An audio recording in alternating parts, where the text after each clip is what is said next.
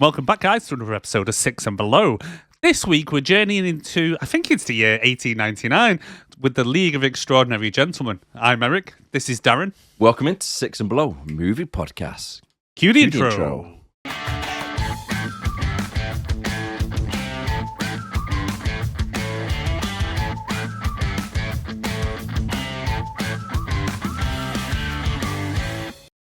Yeah, so the year does get mentioned quite a lot. They mentioned it a few times, yeah, to be fair.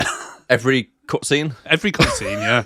It'll If they go to a different area or something. Yeah, it starts off like, I don't know, like January 1899, and then March 1899, June 1899. It's like, yeah, we get it. It's 1899, fella. Yeah.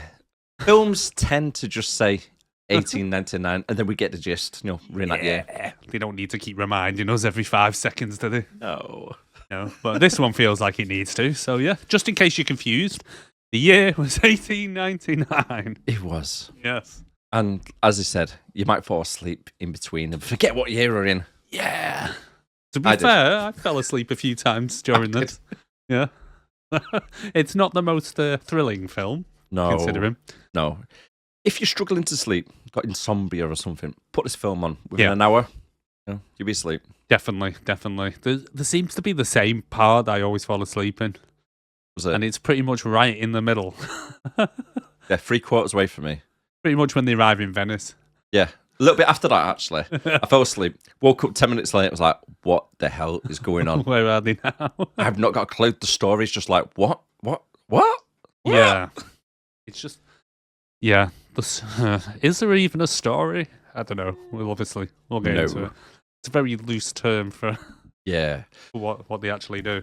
If you're new to Six and Below Movie Podcast, welcome in. As we introduced ourselves before, I'm Darren, this is Eric, and what we do, we rate and review and a little bit of roast and credit where credit is due for films what are below 6 on IMDb or 60% on Rotten Tomatoes. We give it the vitals and then we'll break out the film scene by scene, go through it all, then give out some awards as well. We do. So if you do enjoy it, don't forget that subscribe. Like and subscribe, please. Or simply like it if you're on iTunes or Spotify, because we're on there as well. Yeah, if you can give us some kind of rating on whatever platform you're using, that'd be amazing. We want to grow the channel. We want to get out there. We want everyone to listen to Darren's soothing voice. Yes. And my high-pitched, whiny, nasally voice, as we found out on the net. Because if I do this, it literally makes no difference for some reason. Really doesn't. No. He must be a secret nasaler. Secret nasaler. Is that a word? No. Well, It is now. It is now. Secret nasaler. You heard it first. That's it. Secret nasaler. Right, should we get straight into... Actually, what films you watched this week? So I've been introducing my daughter to Back to the Future. So in case you don't know from previous podcasts, my daughter's 8 years old. She's a typical 8-year-old where she only wants to watch anything that's kind of animated and kiddie. So I've been trying to introduce her to films from my childhood. And this week's are Back to the Future. I managed to pin her down and get her to watch the first one. She started to watch the second one and actually asked me then to put it back on later on when we watched the end of it. That's good. And then she sat down last night and watched a bit of the third one, but fell asleep because it was late, to be fair. It was a Saturday night, so we let her stay up late, but she nodded off, so... I'm a bit like with the third one. I remember watching the third one in the cinema. Ooh. For my birthday. What year was that? That would have been, what was it, like 1991? 91, 92, yeah. Yeah, so I'd have been younger than she was. And I love Back to the Future. I think I've seen that film more than anything. I'd say it's probably one of my favourite films. It is a good one. It is. The first one especially. Yeah. Second one's a bit hit and miss. See, people say that, but I like the second one. I like the way they link it back. And like, it's mad because I don't think I've ever kind of watched them one after the other before this. And it's dead obvious, because obviously in the second one they replaced the Jennifer character with Elizabeth Shue. Now, in the end of the first one, you see like Marty go out to the truck that he's just got. Jennifer turns up, and then Doc comes back and says, "We need to go back, it's your kids," and all stuff like that. Well, when you watch the second one straight after, they literally reshot the same scenes, but with Elizabeth Shue in it. Yeah, I've done that. And it's like, it's dead noticeable. But I remember as a kid, I'd never noticed that they had changed Jennifer. No, but it's really good the way they did it. Oh, yeah. They tied it in really well. Yeah, because at Christmas time, Yeah. I remember like New Year's Day or something, on BBC One, they had number 1, number 2, number 3 Yeah. back to back. And I watched the end of the first one, and then the second one started, like you say. Yeah. They refilmed the end of it. And I really liked that as well, because I thought, do you know what, it's really good the way to link it and make it seem like seamless. Yeah. Really good. But yeah, and then I didn't realise until later on, it's probably common knowledge now, but Crispin Glover wasn't in the second one. Do you know the guy who plays George McFly? Oh, right. Because he didn't come back for the second film. So they used his likeness in some of the scenes. Like the scene where they're in the future and he comes in upside down. That's someone playing him with a mask of him on that they used from the Fox. mold from the first one. That's Fox What is? playing it. I don't know if it's Fox playing it. Yeah. No, I don't think it is. Yes. I don't think it is. Yeah, I'm sure it is. I'm pretty sure it's not. But it's not. Anyway, so he comes in upside down, but Crispin Glover later sued them for using his likeness without his permission. Really? And won. Yeah. No way. Because they used footage from the first one, which they didn't get permission for, but as well, like I say, they used his likeness. So he sued them. Well, you would have thought if they'd done the filming on the first one, they've got the rights to it all. Got the rights for the first one, but yeah, apparently didn't gain the rights for any future use of his resemblance. All right. I thought could like a little bit of a loophole there. They could use it if they'd done the filming already. From what I read, it's kind of, I think he won. He won the case. So. Fair play to him. But yeah, no, it's a great film series. So I've been watching that. What have you been watching? Well, talking about Back to the Future though. Yeah. I forgot how much of a predator his mum is. Oh yeah. I'm your son. It's all right. No, do you know? Yeah. No, the thing is, right, while I was watching the film, because I've seen it a million times, I like to sit and look at trivia on the film as I'm watching it, see who's in it and stuff. Oh, I recognise them. Anyway. So apparently, when they were pitching the film for Back to the Future, they went to the Disney to try and get funding to pitch it to them, and they said it was too risque with the whole mother and son kind of thing. Really? Yeah? Disney? Yeah. But, yeah. But apparently other studios were saying it wasn't risque enough. Oh. Yeah. But it is a bit creepy. Like, watching it now with proper adult eyes and the critical eye from doing this, right? So there's a couple of things that are a bit questionable. Yes. So obviously there's that, the fact that his mum wants to bang him and he doesn't seem to, like, just put a stop to it in the slightest. All he had to do was say, bitch, hell no. Mm-hmm. Or call her fat or something, you know. And then there's a whole thing about Biff coming and literally raping her in the car. Yes, he does. That is a lot more rapey. I'm going to have to blank these out. Essay than I than I originally realised when watching it as a kid. Obviously, full on. But even when George comes and opens the car, like he's got like a skirt up and stuff like that, and he's like, "Go away," and she's like, "Help me," and I'm like, I didn't realise how actual sinister this was. Yes, it really is. Yeah. Which I'm surprised Disney did not go along with it. Well, yeah. And then there's the whole Doc and Marty kind of relationship. The fact that this probably, what is he now? Probably in his 50s when they meet, and he's 17, and they've known each other a few years. What's that relationship about? Obviously, you could Jimmy argue. Savile. Yeah. He does have an air of Savile about him as well in his looks. Yep. White hair and all that. But it does make you question it. It made me question it, and I was thinking, well, how long have they known each other? How did this relationship actually happen? Yep. Now, a bit of trivia I read was that apparently, I think it's Bob Gale, who was one of the original writers on it, said later on that they met when Marty was 14 because he had heard that Doc Brown was like a weirdo and scientist and went to investigate, and they became friends there. But even so, 14. Yeah. Questionable. It just makes you wonder because, like, in the beginning of the film, the mum's very concerned about him and Jennifer being an item and so on. But yet she has no problem with her son hanging out with, like, a 50-year-old crazy man. Not saying anything happened because I very much doubt it did. Yep. I don't think Doc would know what to do with his penis if he ever got hold of it. No, I think you'll find a way. Maybe. Maybe. But yeah. Yeah. All right. For myself... Yeah, sorry, go on. I watched Chips. Yes. Which is next week's film, by the way, guys. So I'm not going to go too much in depth, but I did enjoy it. It's funny, isn't it? Good, funny film. It's funny.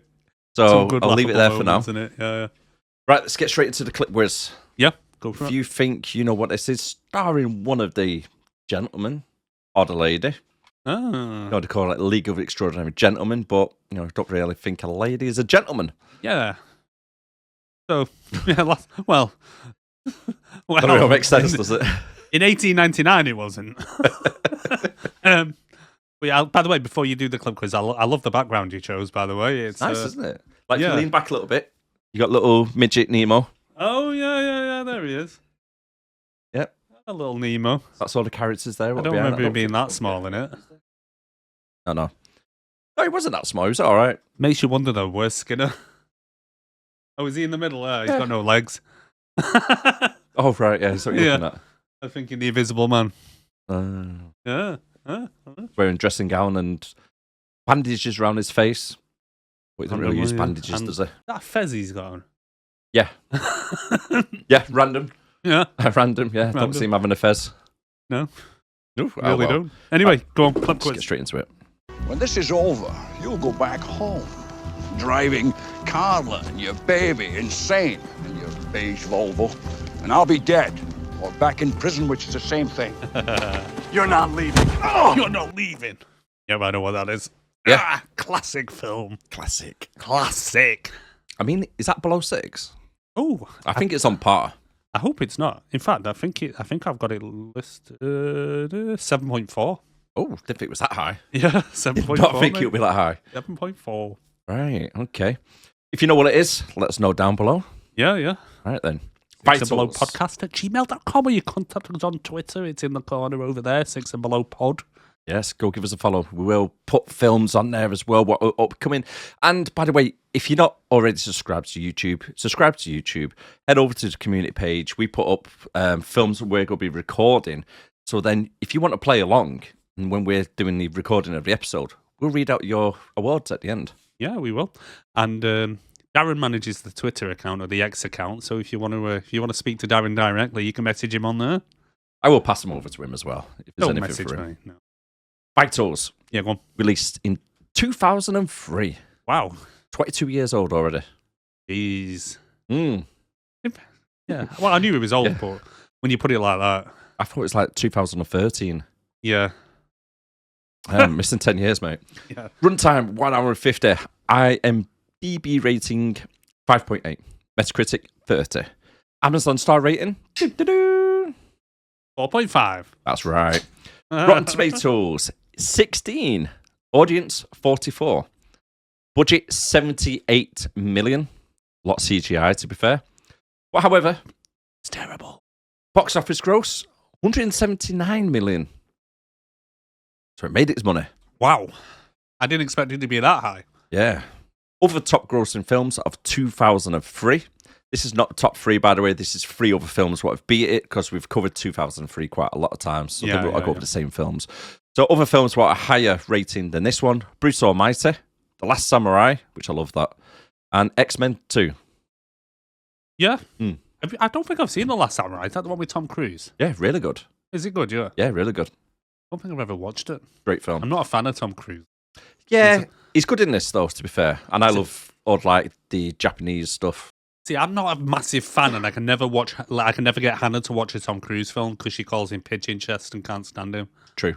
Ever since he did the Reacher films, because he was just so miscast in them. Oh my god! In the book, Jack Reacher, 6.5 foot, brick shithouse, army fucking SEAL Ranger or whatever. Yeah. And then you get Tom Cruise, 4'8". 4'8", yeah. It's like, what? With his high heels on. Really? Yeah. I mean, he's looking at that bird who's like helping him. He's like looking up. So I'm Jack Reacher. I'm a big fella. I can't reach high though. Okay, Tom. All right. Little pat on the head. So this movie was ranked 28th. Right, That was top okay. 200. Okay. Higher grossing than Daredevil. One of your favourite ones, Daddy Daycare. Yeah. And Paycheck. Daddy Daycare. Paycheck was better than this. Let us know who it's directed, written, and who it stars. Yeah, so it's directed by Stephen Norrington, who has 4 director credits. Most of them absolute crap, but there is one that stands out. The original Blade from 1998. Great film. 7.1 on IMDb. Nice. Apparently, he's bit difficult to work with, and I think Sean Connery and him came to a few blows on this film. I can imagine Sean Connery being hard to work with. I don't know. Yeah, He comes across. he'd be hard to work with nowadays because he's dead. Oh, he is actually, isn't he? Yeah. Yes. Yeah. You need a Ouija board and a lot of patience, I reckon. But, When did he die? I don't actually know. I just know he's dead. Let me just have a quick look. Sean Connell. Have a look. When did he die? Died in 2020. All right. Yeah, at the good old age of 90. Jesus. Yeah. So I mean, so he must be about 80 odd in this. 70, 80. Yeah, Jesus. But yeah. Anyway, so wrote by him, and then obviously it was based on a comic book series originally, The League of Extraordinary Gentlemen, which takes its characters from literary history. But the writer of the film was a guy called James Robinson, who has 9 writing credits on IMDb. Didn't recognise any of them, I'll be honest. I think the most notable one was a TV series called Stargirl, which ran from 2020 to 2022. 7.1 on IMDb. He wrote 6 episodes. Don't know that one. So not really a great start to it, to be honest, from what I can see from past experience. It looked like the director mainly had worked in special effects previously, which, considering the special effects in this film... I don't think they were too bad. Are you mad? Weren't too bad for the age. I'd love to know how much they paid Connery, because I imagine most of the budget went on there, because some of them submarine scenes I'll get into when we do the film talk for you, but they were just absolutely terrible. I don't think they were too bad. You may as well have just left them out. Let's say this is 22-year-old. I don't care. So you got to think about CGI you always back get in the that, days. but then you think back to Jurassic Park from 1994 and the CGI they used on there. Yeah, but even so, some of it was CGI and it was a lot better. No, the majority of it was animatronics. I don't That's know why if it T-Rex was, holds up still. Don't know. Yeah. Anyway, starring-wise, so we had Sean Connery, as we mentioned, who is one of the best James Bonds. I'm not having this conversation again, so shut up. Why have you not done his accent? Eh? His accent. You got to say his name in his accent. I can barely say his name, let alone in his accent. Sean Connery. Sean Connery. Yes. As Allan Quatermain. Yes. 95 acting credits. So obviously the early James Bond films, Dr. No from 1962, 7.2. And then he was also, just touching on a few of them, he was in The Untouchables in 1987, 7.8. One with Kevin Costner, Elliot Ness and all that. Then The First Night, I put that down because I loved that film as a kid. Did you ever watch it? He plays King Arthur in it. You've got Richard Gere as Lancelot. And I really liked it, but that's got a 6.0 on IMDb. Which one? First Night. Oh, First Night. Yeah, it's the one with Richard Gere where he plays Lancelot and he falls in love with Guinevere, but then Guinevere goes along and marries King Arthur. And then they have a little cheeky affair and Arthur finds out. And then shit goes down, but I can't really remember the rest of it. But I can't remember it, but I think I might have seen it. Yeah. And then The Rock from 1996, which has a 7.4 on IMDb.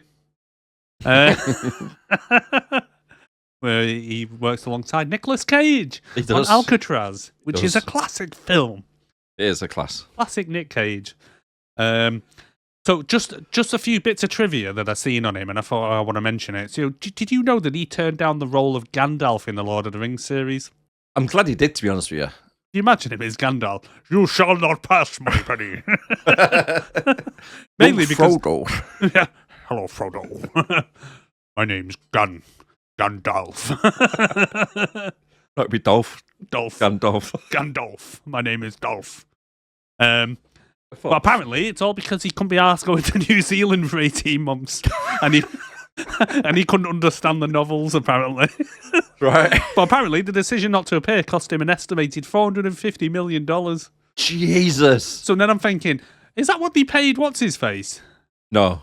Ian McKellen. Yeah. No. Jesus Christ. Ian McKellen was great for it. Perfect. Oh yeah, he was ideal for the role.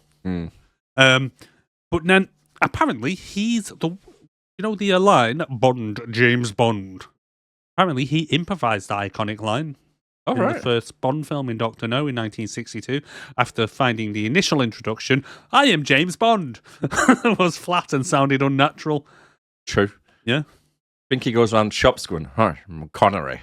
Sean Connery. You may recognize me from such films as Dr. No. Dr. No, The Rock. We have Stuart Townsend as Dorian Gray. Now, he's got 40 acting credits. Most of them, I did not know what the hell they were. But randomly, he was in a film called Queen of the Damned, which I forgot even existed, from 2002, which is a 5.3 on IMDb. But it starred that Alaya bird. You remember Alaya? I think is she the one that died on the plane? Oh, her. Yeah. Apparently, that was allegedly that was partly Jay-Z. Jay-Z.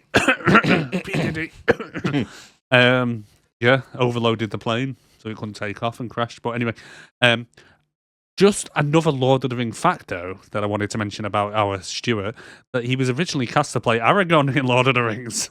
Oh, right. Yeah. But was replaced by Viggo Mortensen after 4 days of shooting because they realised he was too young. Right. Yeah. How old would he have been then? Fuck knows. He was too young. 4 days into shooting. Yeah, so they were shooting for 4 days and they were like, nah, actually, he's not right. You know, a bit late. Yeah. He must have got a paycheck for it still. Well, must have. Some of them do, don't they? Some of them have in the contract, even if they're recast, they still get the full pay. Well, the guy from Under Siege 2. Yeah. Who died in Under Siege 1. So they hired him as the main bad guy in number 2. Was that Tommy Lee Jones, is it? No. Or something like that. The one of his right hand men in the first one. Right. Well, speaking of which, though, we mentioned Back to the Future before. They did the similar thing in the original Back to the Future because a lot of the original scenes and halfway through it was Eric Stoltz, who was playing Marty McFly, and they replaced him with Michael J. Fox. And some of the original scenes still in there are of Eric Stoltz. All right. Yeah. Interesting. Anyway, but then this guy apparently was famous enough to be banging and was engaged to Charlize Theron. Was it? Yeah, I mean, Jesus. That guy was punching because she's fit. Yeah, she's nice. Yeah, anyway, so then we move on to, we got Petra Wilson as Mina Harker. Mm-hmm. Now, I couldn't see anything that she was in other than Superman Returns in 2006. I didn't recognise her from anything. No. And then we got Jason Fleming as Jekyll and Hyde, which obviously you'll recognise him from the grotesque monster guy from Clash of the Titans. Oh, Clash of the Titans, yeah. Yeah, that we did a few weeks back. But he was also in Lock, Stock and Two Smoking Barrels, as an 8.1. He was in Deep Rising and Benjamin Button, just to name a few of his films. Mm-hmm. Now, I didn't go into too much depth with the other characters, but just to mention, we had Nazaruddin Shah as Captain Nemo. Yep. He's got 271 acting credits on IMDb, but I think a lot of it is from Bollywood, yeah.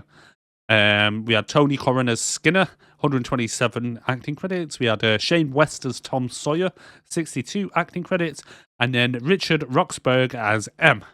/ The Phantom / Moriarty. Spoiler. 82 acting credits. Right. Now, film trivia. It's just mainly the film trivia is just about where each of the characters comes from. Yeah. Because if you don't know in this film, each character is from a 19th century novel in a way. So it was the kind of book characters all put together in the same kind of story. So we had Allan Quatermain, which is from Sir H. Rider Haggard, King Solomon's Mines, which was published in 1885.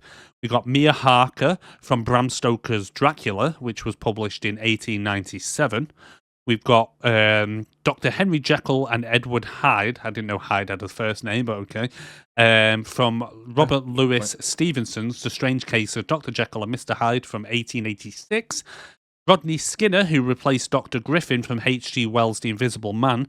The character in the comic was given the name Hawley Griffin, as the original novel gave him no first name. Right. Captain Nemo from Jules Verne's 20,000 Leagues Under the Sea from 1870 and The Mysterious Island, 1874. We have Dorian Gray from Oscar Wilde's A Picture of Dorian Gray from 1891. We've got Tom Sawyer as from Mark Twain's The Adventures of Tom Sawyer and its sequels from 1876. So it is The Adventures of Tom Sawyer then? Yeah. Right. So and then we have Ishmael from obviously Moby Dick from 1851. Call me Ishmael. Know when he walks up? Yeah, the second hand.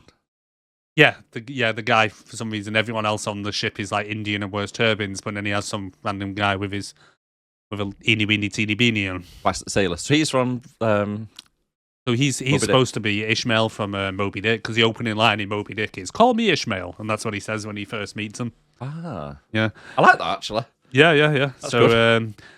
so he's from Moby Dick, and then we have Professor James Moriarty from Sir Arthur Conan Doyle's The Final Problem, one of Sherlock Holmes's stories. We have the Phantom, and his mask design alludes to Gaston Leroux, the Phantom of the Opera, 1911.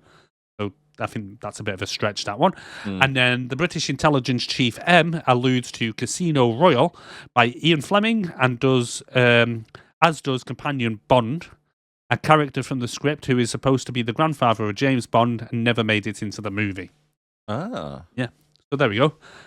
That's where each character kind of comes from, in a way. Good research there, mate. Yeah. Good research. Good copy and paste from IMDb, I might add.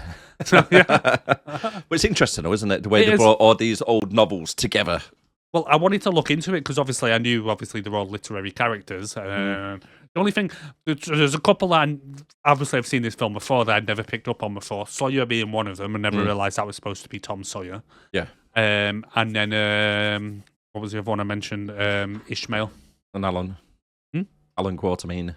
Allan Quatermain, yeah. Yeah, I didn't realise who he was, to be fair. Well, he mentions in the film, thinking of it, he mentions King Solomon's Mines in the film when he first meets that guy at the beginning. Very briefly. It does. Yeah. It does, actually. Yeah, you're right. Any general notes? Yeah, my general notes. I thought this whole film did not make sense, and there was no need for half the squad. Pretty much. So, for example, without giving... Well, I'm kind of going to have to give a little bit of a spoilers away, by the way. So, spoiler warning, by the way, guys. I've never seen this, because we all go break it down scene by scene. To be fair, you've had 22 years to watch it, whatever it was. Yeah. But the whole film was basically Phantom trying to make his own super army. Yes. Right? So, Nina needs her blood. Invisible Man needs his DNA to use his invisible potions. Hyde needs his potion so they can create their own version of Hyde. Yeah. I get that. And obviously, Nemo with the tech. So, what is the point in Allan and Sawyer? Mr. Can't Shoot Straight and his apprentice. Yeah. Oh, Mr. Can Shoot Straight and his apprentice, should I say. Yeah, because he's not extraordinary. All he's done is he's put in his 10,000 hours and can actually shoot a gun straight. That's not really a particularly extraordinary thing, is it? No. The others have abilities. I understand them. But like I say, half the squad, they don't even need them. Well, at least Dorian Gray is a little bit kind of supernatural in a way. But he wasn't really towards the experiment thing or anything. No. He was just being used, wasn't he? But I don't know. Like, I don't really know how him and his situation came about, to be honest. No. Is it magic paint or something? Yeah, painting. No, I know it's a painting, but was it magic paint? How did his essence become a painting? I don't quite get it. I believe the story for him was there was some dude who could do like magic and something said to him, obviously we give you eternal life, but it's inside the painting. So the painting grows and you don't. And ages. The painting gets damaged and he doesn't. Yeah. Something along those lines. Yeah. No, I had no general notes, to be honest. No. Okay. Let's get straight into the film. Yeah, let's do it. The film opens with a bit of a well, it's not a speech, but words come up on the screen. Did you write down what they were? Because I did. I did, yes. I'll let you read them out. But however, at the start, I did like the transition from 20th Century Fox, and it turns into like part wood, and it looks like it's the old docks as they come down. Now, technically, should it not be 19th Century Fox because it is based in 1899? Yes, as they keep reminding us. Yes. Yeah, that would have been better. 19th Century Fox. Maybe someone owns the rights to that. It will be. Because when they came to obviously the 21st century, didn't they call themselves Century Fox because someone had already registered the 21st Century Fox? Could have been, actually. I think they might have. I might do that for 20 seconds. Yeah. I'll say that. It's shut down now, isn't it? Has it? Yeah, I'm sure it has. Not because they've been absorbed into Disney. I think so, yeah. Because Deadpool make a little bit of a joke about it. Yeah, well, I know they got absorbed, but I don't know if they shut it down or not. But yeah, anyway. So the opening, it says 1899. The great nations of Europe share an uneasy peace. For hundreds of years, wars have been fought using the same weapons: single-shot rifles, cavalry, and horse-drawn cannon. But this old century is soon to end. A new age dawns. Dot dot dot dot. Boop, boop, boop. Now, again, we're over in London. 1899. Again, yeah. Again. We're still in 1899, just in case you're wondering, guys. Now, the local bobby are patrolling the streets, and it's the dead of the night, and you see some tiles moving, you see some cats making noise in the background, and the roofs start to shake a little bit more, roof tiles start falling down, smashing onto the ground. Yep. And out pops a tank, plowing through the wall. Yeah, of all things, like a World War I tank. Yes. And the first guy, he stood there with his hands out because he'd never seen a tank before. Like, what is that thing over there? What the hell is that? Hey, Governor? You, stop!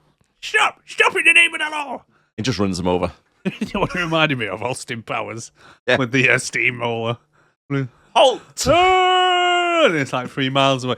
Why didn't he just move to the side? I don't know, because there's plenty of time for it. Gotta be the dumb. Everyone else runs away and he just stays there like, no, you shall not pass. You've seen it plow through a building, so it's called go for you easier. Yeah. You know what I It mean? ain't Less stopping. resistance. Just step to the side. I mean, he was already kind of at the front corner of it, so he could have literally just stepped to the side. Exactly. And what did the 4 remaining police officers do? They chase it down the street, hitting it with a police baton. Really? How can we get it to stop? They're just there, like, smacking it with a wooden baton. I'm like, yeah, because that's going to do nothing. Oh, Jesus. The tank proceeds to drive through the walls of the Bank of England, which is guarded by a few soldiers Why inside. are soldiers already in the bank? I don't know. Did they guard the bank back in the day? I honestly don't know, because it just drives straight through it, and then there's literally World War I soldiers already inside, set up, ready to ambush it. It's like, what? Yeah, there's like 4 or 5 of them just guarding the place. Yeah. Why? And they plough through the Bank of England, plough all the way through, and luckily all the lights are still on in there and no one's working, so that's a good drain on electricity. But then it pulls up to the safe door, doesn't it, at the back, goes point blank range, and then a little side window opens, and the copper is kind of amazed that there's men inside. He's like, there's men inside! Freaking hell, did he expect a cow or a sheep or something? What? I don't know. There's men inside, like it was some shock to the system. What? I mean, what did he think was going to be in there? Exactly. Now, if you've seen that flying around the sky in like early 1900s or whatever, I'll be like, okay, that's a little bit weird. It might be an alien or something. Yeah, that but could if be an it's alien, a big tank going through the building into the bank, I'm thinking, right, yeah, that's got to be a human. I don't think the aliens come down to Earth just to steal a bit of blueprints. No. Which is a bit weird as well. That's a bit daft, yeah. But then the tank goes point blank range right up to this big metal door, and then just boom, boom, boom, boom, but yet causes no knock-on effect to the tank at all. Oh, it didn't shift, did it? No.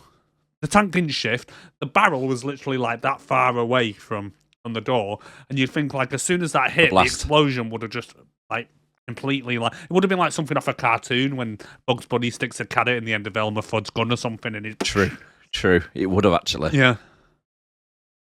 Anyway, but then they all come out randomly speaking German. The men inside the tank, and considering this is before World War I, why do they all seem to look like they're wearing Nazi uniforms? They were. And World War II uniforms? Like, you've seen World War I German uniforms. And I thought, was it grey? I don't know if it was grey, but they had them hats with spikes and stuff on, didn't they, and all that shit. They definitely didn't look like that era. They looked like World War II, especially like the helmets they were wearing. Yeah, it was more number 2, wasn't it, what they're wearing? The Phantom comes out looking like a pissing SS officer. Now, this is the worst villain in history. Oh, yeah. The Phantom. He's an idiot. The guy is a clown. He's a proper klutz. He is a clown. He really is.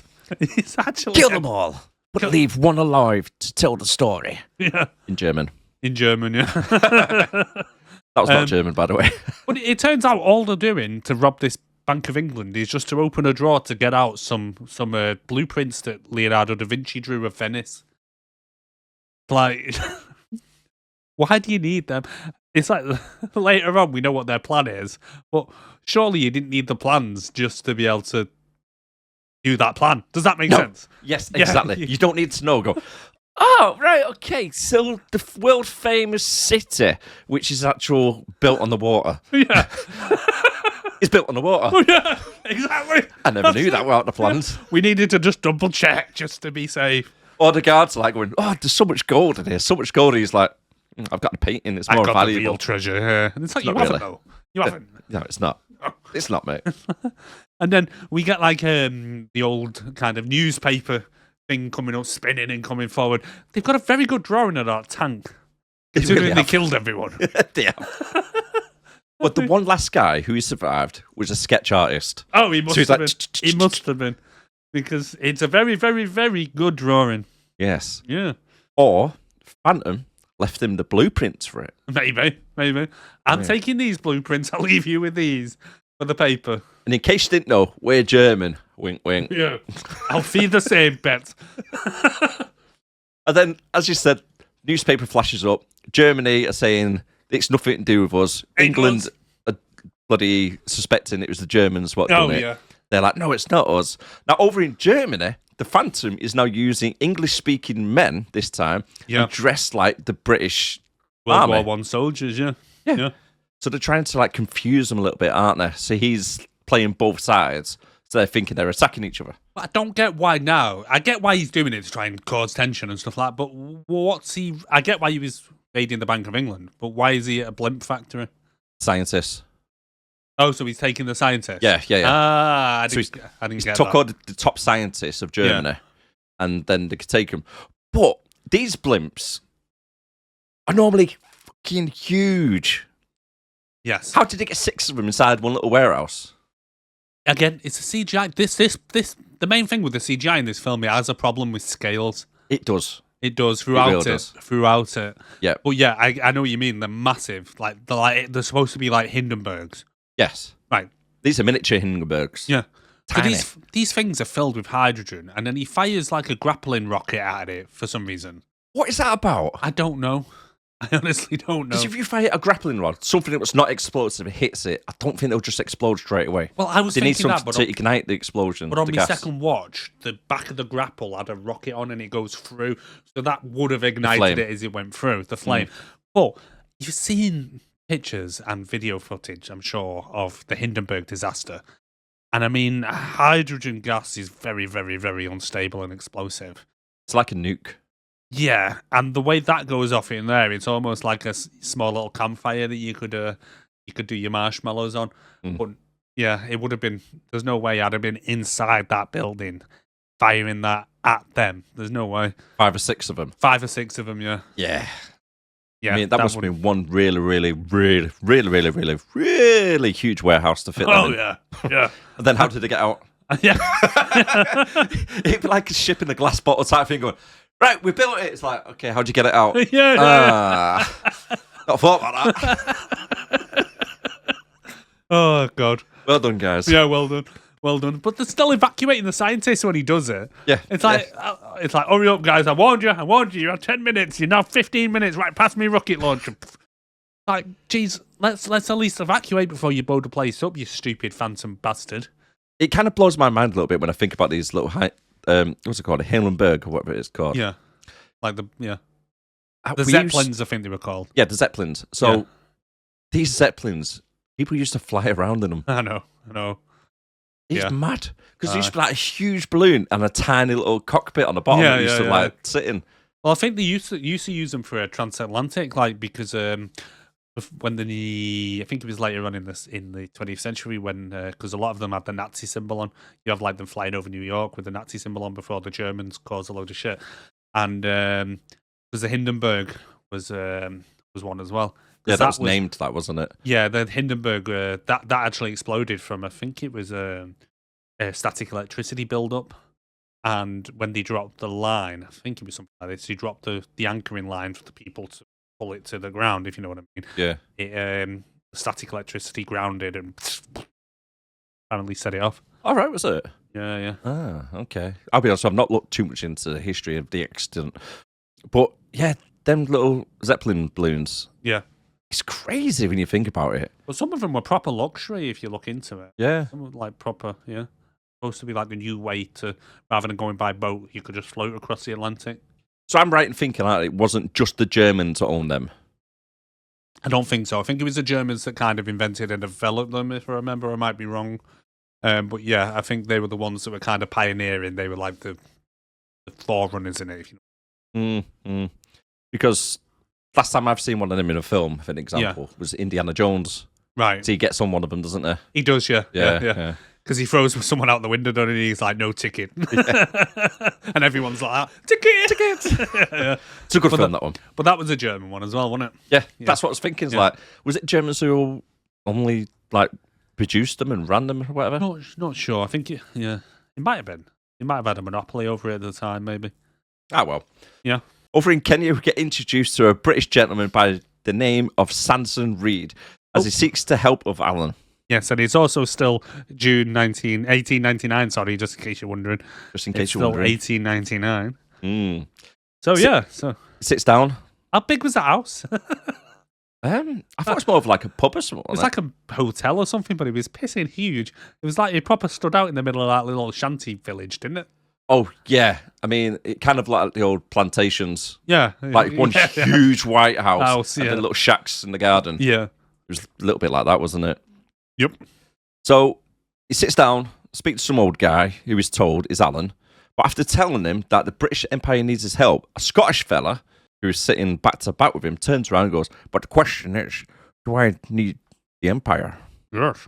The Empire needs you. Queen and country.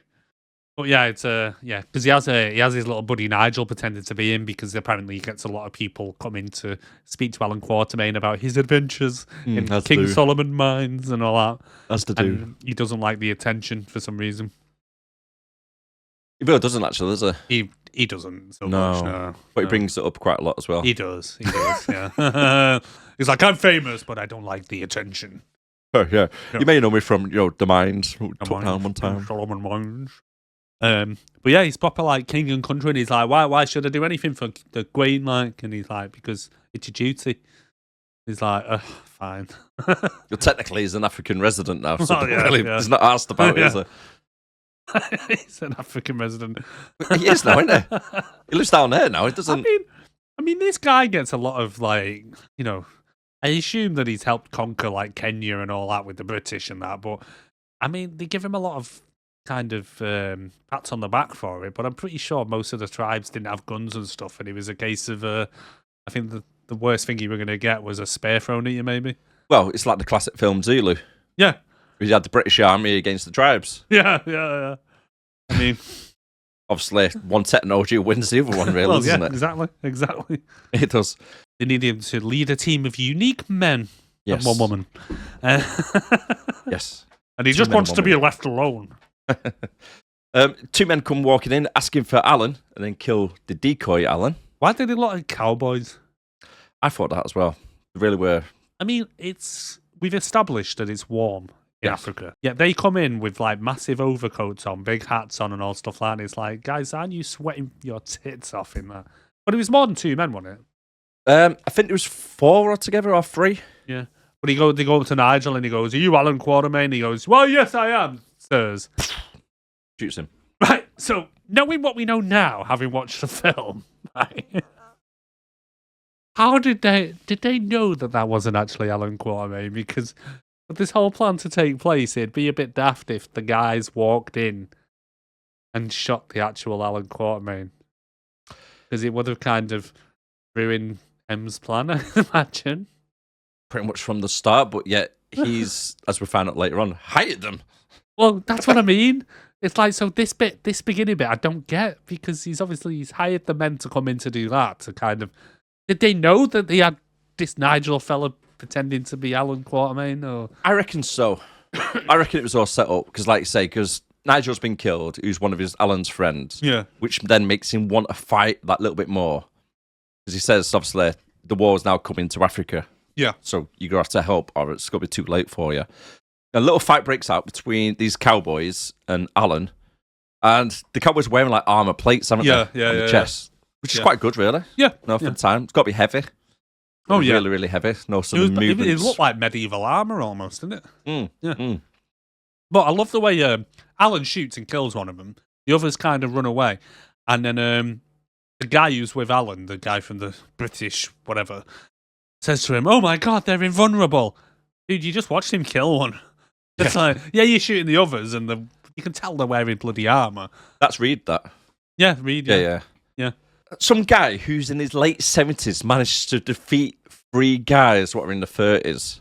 Hand to hand, most of it. Hand to hand. I don't get how that was. There's one scene as well kind of pissed me off a little bit because one of the guys throws 2 knives, sticks into his shoulder, well, into his clothing anyway, so he pins against the wall. Why didn't you use the 3rd knife and throw it into his head or something instead of walking towards him? That's what I put because he literally has him pinned there and then decides to walk towards to within hitting distance. I mean, even if he just picked up like a piece of wood off the floor, poked him while he was there, it would have been more effective than just, I know, I'll just go as close as his fists. Arm up here with a knife. Yeah. Stupid. But then the guys come out with automatic weapons. Did you look at them guns? They look like they were riveted together. Yeah, they were actually. Like little SMGs, weren't they? Like little SMGs, yeah, but it's like, how can we make these SMGs look like they're from 1899? I know, rivets. What film is it we've reviewed where a gang come in and they've got these little SMGs? Is it Game On or Game Over Man? Oh, it might be. Them little tiny guns, yeah. That like fold out and stuff. Yeah. Yeah, they were good then. It looks similar to them. They did, but with rivets. Yeah, with rivets. Yeah. But they was basically just a box, wasn't it? A box shape with rivets in. And I was looking at it and I'm like, what have they done there? Yeah. But then he makes a comment that it's very sporting to use automatic weapons. Yes. Never seen them before. What are they things? Very unsporting. After defeating 3 of them, one of them's running off into the distance, and then... Oh, just before he runs off into distance, sorry, one of them, he literally pushes... The table. Yeah, he gets the table and he pushes him along into a rhino horn that's sticking out. The guy was wearing body armor. How did the rhino horn go through the back armor and through the front armor? Was he wearing back armor as well? I assume so, because when he ran off, he was shooting them. Yeah, regardless, it wouldn't come through the front, would it? No, he wouldn't. Good point, mate. Good point. The rhino horn comes out and then the Union flag falls down onto him. And I'm just like, when they wearing armor a minute ago. But yeah, one of the dudes escapes and we get a cutscene of a little briefcase that sounds like it's ticking. Maybe it is ticking. Maybe it is. Maybe something's about to happen. Alan gets his gun, looks down. Reed goes, "Oh, that's an impossible shot. You can't do that." He goes, "Oh, you're right." Pulls his little glasses out. So Reed's like, "No, you can't do it." His little glasses on. Pops him. Good shot. Good shot. Just grazes him. Just wounds him. Again, a lot of things needed to have come together in this. So anyway, the tribe drag the guy back.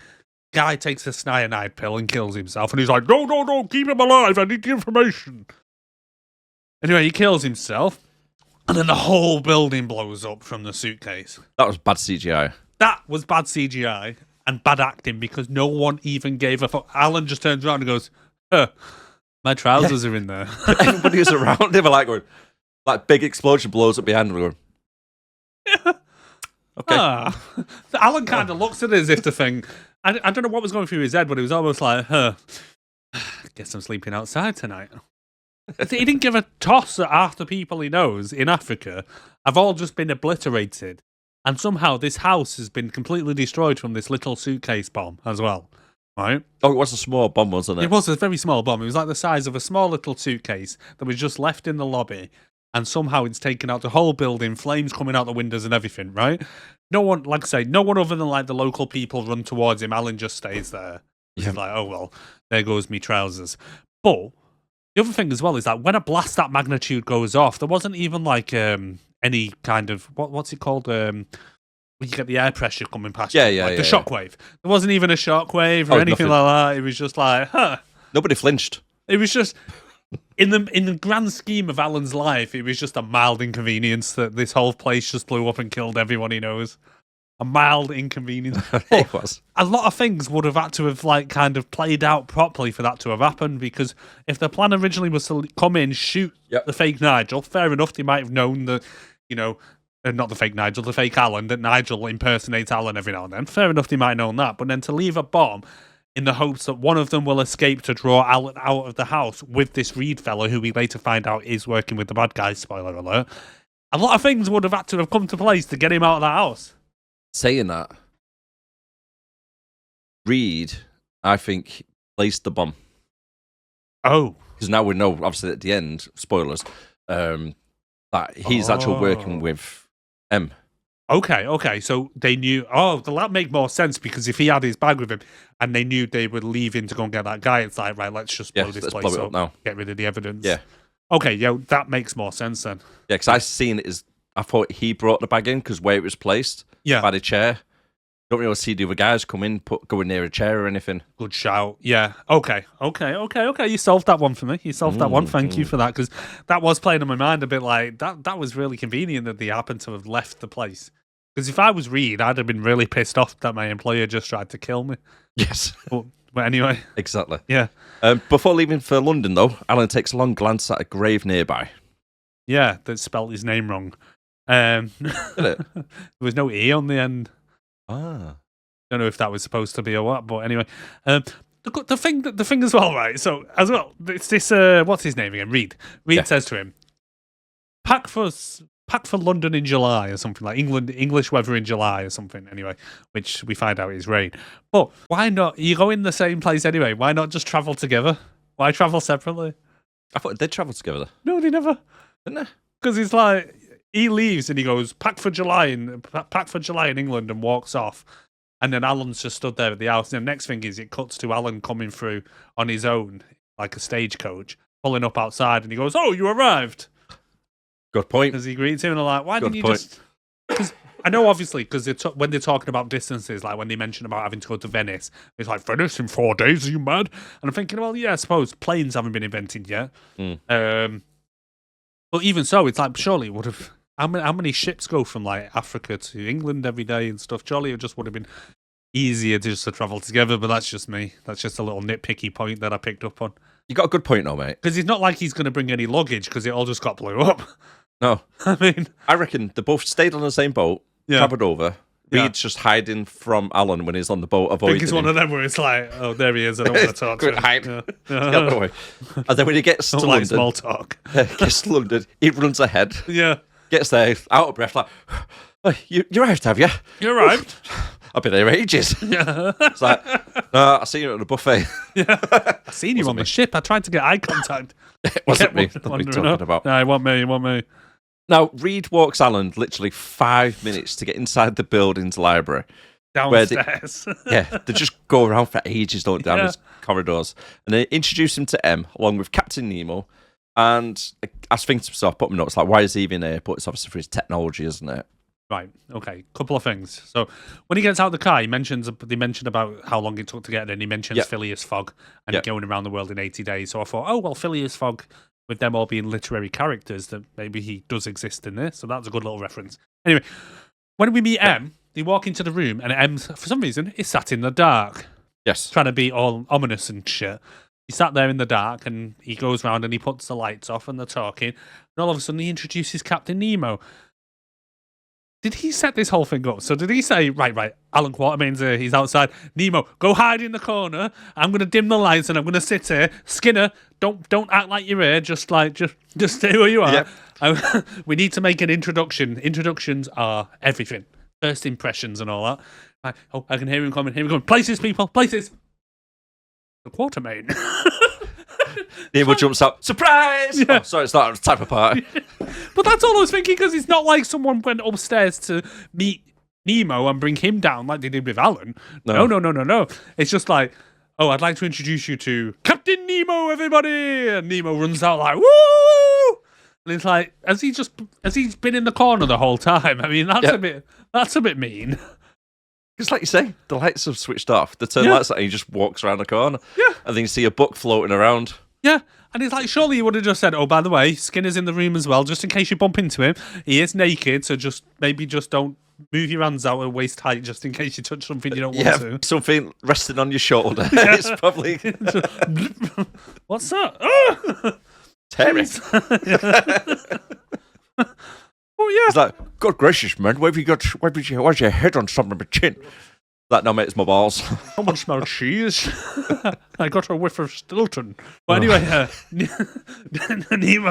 Nemo comes out, and he basically says, yeah, I know you, Nemo, you're a pirate. Nemo goes, Straight to the point, isn't he? Yeah, he doesn't mess about. Oh, our Alan doesn't mince the words. He doesn't mince words at all. He does not. He does not. He does You're a not. pirate. You're a thief. Yeah. And goddamn, we've got a woman. God damn it, woman. The way he treats Mina is a bit bad, isn't it? It's really bad, especially from the start. Literally, Nina comes in now to the room, and straight away, the grumpy Scotsman disapproves of a woman being out of the kitchen. Goddamn woman, what's you doing there? He's like, we got Harker coming, and he looks at a picture, and it's a picture of Harker with his wife. His wife walks in, and he goes, "Oh my God, a woman! I can't believe you've let a vagina into this room. I hope she's here with a sick note for her husband." That's literally what he says. What? Yeah, it's quite harsh on her, quite a lot for it, isn't it? Yeah, he's very harsh on her. But yeah, then obviously with Invisible Man, but we learn that Skinner had stole the formula for invisibility from the guy who created invisibility, the original Invisible Man, and that they've said, "Come and work for us, and we'll give you an antidote for it," because it turns out he doesn't really like being invisible. No, it's all the face cream.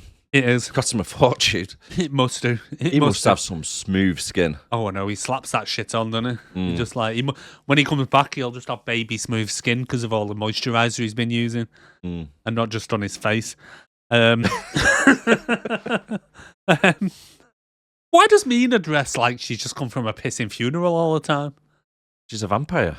I get that, but what did she like? You're a vampire now, love. You have to wear these funeral clothes all the time, like you're in mourning. Pretty all much, right then. Pretty much. Well, so we find out that the Phantom is seeking profit and wants to sell advanced tech for the war because he wants to start a war against all nations and so on. Yep. And they got to recruit 2 more men before the mission starts. Yes. So they walk out the front. It's pissing it down with rain, but somehow Skinner's face is still fine. Oh, good spot, mate. That's a good spot. Yeah. Yeah, that moisturiser cream is staying right on water resistance. It must actually be plaster or something. Yeah. Just wait for this to set. Nemo has the very first ever car invented. Yes. Which is a 6-wheeler Rolls Royce with a 12-foot bonnet. Looks like something out of Thunderbirds that fucking Lady Penelope drives. It really is. It's a white version of Penelope's little car. It is. Yeah. But he walk outside and he's like, "What is that thing?" He's like, "I call it an automobile." Do you think underneath the bonnet was like an 8-foot engine? I reckon under the bonnet, a lot of empty space. I reckon under the bonnet there was just a bunch of Nemo's little Oompa Loompas Flintstone in it around the place. Like, now it kind of tells me, right, with Nemo, he's trying to make up for something else being really small.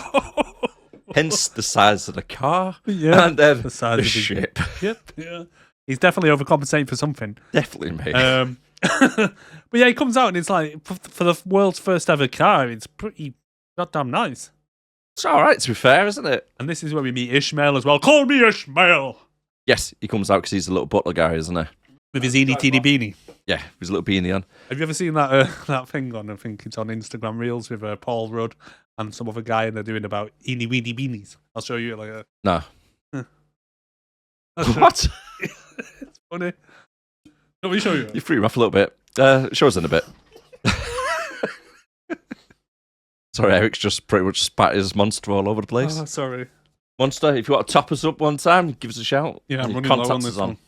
sixandbelowpodcast@gmail.com. We'll be looking out for that email. Now, as a drive off, we see somebody looking a little bit more suspicious watching them. Yes. It turns out to be Sawyer. Tom Sawyer! Tom Sawyer. He's proper lurking, isn't he? Creeping and peeping and whatnot. In the car, Alan tells Nina he's buried 2 wives and plenty of his lovers. So is he a serial killer?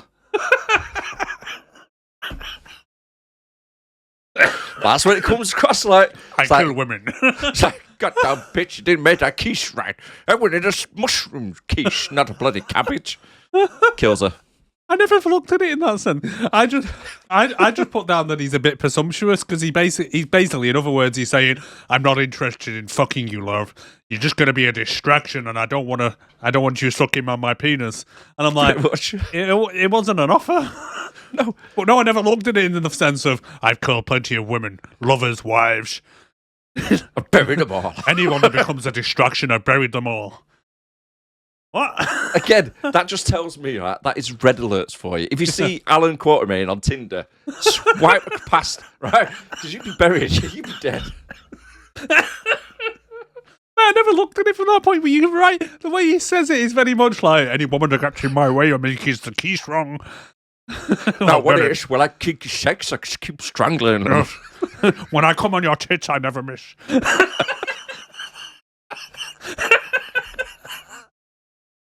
I'm a crack shot.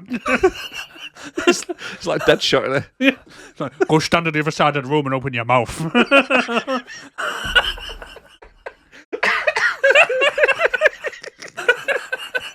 And that's how it kills him. He's like Bullseye with a peanut with the old woman. Except the poor wife just chokes to death on He it. is Bullseye. Oh, Jesus. I went wonder there if while one I of just his shoot my lord. I wonder if one of his ex-lovers happened to be from Ireland, maybe, and had a son. Called him Bullseye. That's it. So, Allan Quatermain is Bullseye's dad, ladies and gentlemen. You heard it here first. Yes, you heard it here first. Oh, sorry, we had to take you there. Oh, we do get a little bit crude. Poor Skinner, though, in the middle of them all, while he's admitted to being a serial killer. He's like, oh, shit. Because he's like, oh, well, I'll have a go on you, love. And if it's on offer, and he's like, shut up, Skinner. It's but ironic, right? The invisible guy is called Skinner. Yeah, good You shout. can't see his skin. Gray also points out that Alan's no longer in Africa. Yes. Oh shit, I've jumped well ahead here. Sorry, my nose. So we get to Doug's laughing. We get to the East London docks. Yep. You knock on the door, Dorian Gray opens, and he's like, sorry, no Johos, no canvases, I don't want to buy windows. Good day, sir. Yep. Until Mina comes along and he's like, oh, hello, Mina. I recognise you. You can definitely suck people off. Yes, she can. As we find a little bit later on. Yes. We do. So they get let in. Yep. And then, Alan, as they're walking in, notices a missing picture on his stairs because he's very observant. Very observant. Yep. Sorry. Well, that laughing's got to me a bit. And then this is, Alan goes, a witch doctor blessed me once and said, Africa will never allow me to die. We're not in Africa, Alan. Yeah. Remember that, guys? Yeah, we're not in Africa. Well, I always carry African soil with me, and when I'm in a dangerous situation, I spread it on the ground and stand on it. That's a good little catch-22 to get away with it. Yeah. I'm surprised he didn't. I know. It's like, Alan, what are you doing, like a bag of soil? Well, she's from Africa. I never stand on top of African land. He just puts it in his shoes. I'm always on African soil. There we go. There you go, mate. Yeah, you heard it here first, guys. Yeah. That's how he survives all the time. But he doesn't. Do you know? Quick one, though. Spoiler alert. Do you notice when Skinner drinks his scotch, you can see it going down his thing? Yeah, I call bullshit on that. I call bullshit on it too. Yeah. Arnie? Yeah, Arnie, sorry, mate. Bullshit! Because otherwise you would see all the food he's eaten digesting in his stomach. You'd see his shit going down his fucking colon. All that. It's like, all right then. I mean, if I was invisible, if I was Skinner, Yeah. and everybody sat around that table having a meeting, I'd be on the bookshelf squatting over, dropping a log down on it. Just, where the fuck was that come from? Yeah, you would. That would definitely be you. Just saying, can you hear someone straining? Can you hear... Oh, what the fuck? That ain't Skinner. Stop it. I think it's all right. If you can't see his shit going through his body, would his shit be invisible? Could you just be walking around and be like, oh, I just feel like I just stepped in something, but I can't see anything, and my shoe smells invisible shit. Could be. Yeah, I mean, like, if your shit was invisible, would you use the toilet? probably not. Would you bother wiping your ass? Yes. Yes, I would. Would you? Oh, I'm just checking. Yeah, that's really I'm not saying weird I thing to wouldn't. say. I'm not saying I wouldn't. I'm just asking, would you bother wipe your ass if your shit was invisible? I mean, surely it would still smell and whatnot. Yeah, And of be course, unsanitary. Yeah, Let's be especially honest. yours. Jesus. Right, anyway. It wouldn't need to be. So my main if question- it was invisible, you'd still know exactly where it was. Yeah. Right. The main All right. question about this whole film. Yeah, go on. What is it with filming in libraries? This is now the second one, isn't it? Second one, within like 10 minutes. It's because in the 19th century, everyone had a home library. That's what it is. But these home libraries are about as big as a bloody house. Yeah. We've seen 2 libraries, 2 floors? Yeah. They've got ladders up in They Grays. literally have them ladders going up, yeah. Good point. I never even realised, Good point. Alan says, I've actually met Dorian Gray before when I was at college. And someone goes, oh, so you were a tutor at a college and he was a young rapscallion that came along and eager to learn. And he's like, no, actually, the other way around. I was a young little lad and he looked like that. Stole the shame. Stole the show. He touched me here, and here. What touched me? Pulls out his doll. He touched me. Show us where he touched you, Alan. Now, as we're all talking, Alan's Scottish sense starts tingling. And he gets his gun out. And all of a sudden, all these soldiers just jump out of nowhere, just come out. Yeah. He's like, Gray, is that you? No, these are not my men. I'm just working with them. Yes. Pretty much. You might as well just tell them that. I just let him in the back door. Exactly. How did they get in the building? Is it not locked door behind him or something? Mustn't have. Unless they were already in there. So, in case you haven't realised, so spoiler alert, we know later on that the Phantom was actually M.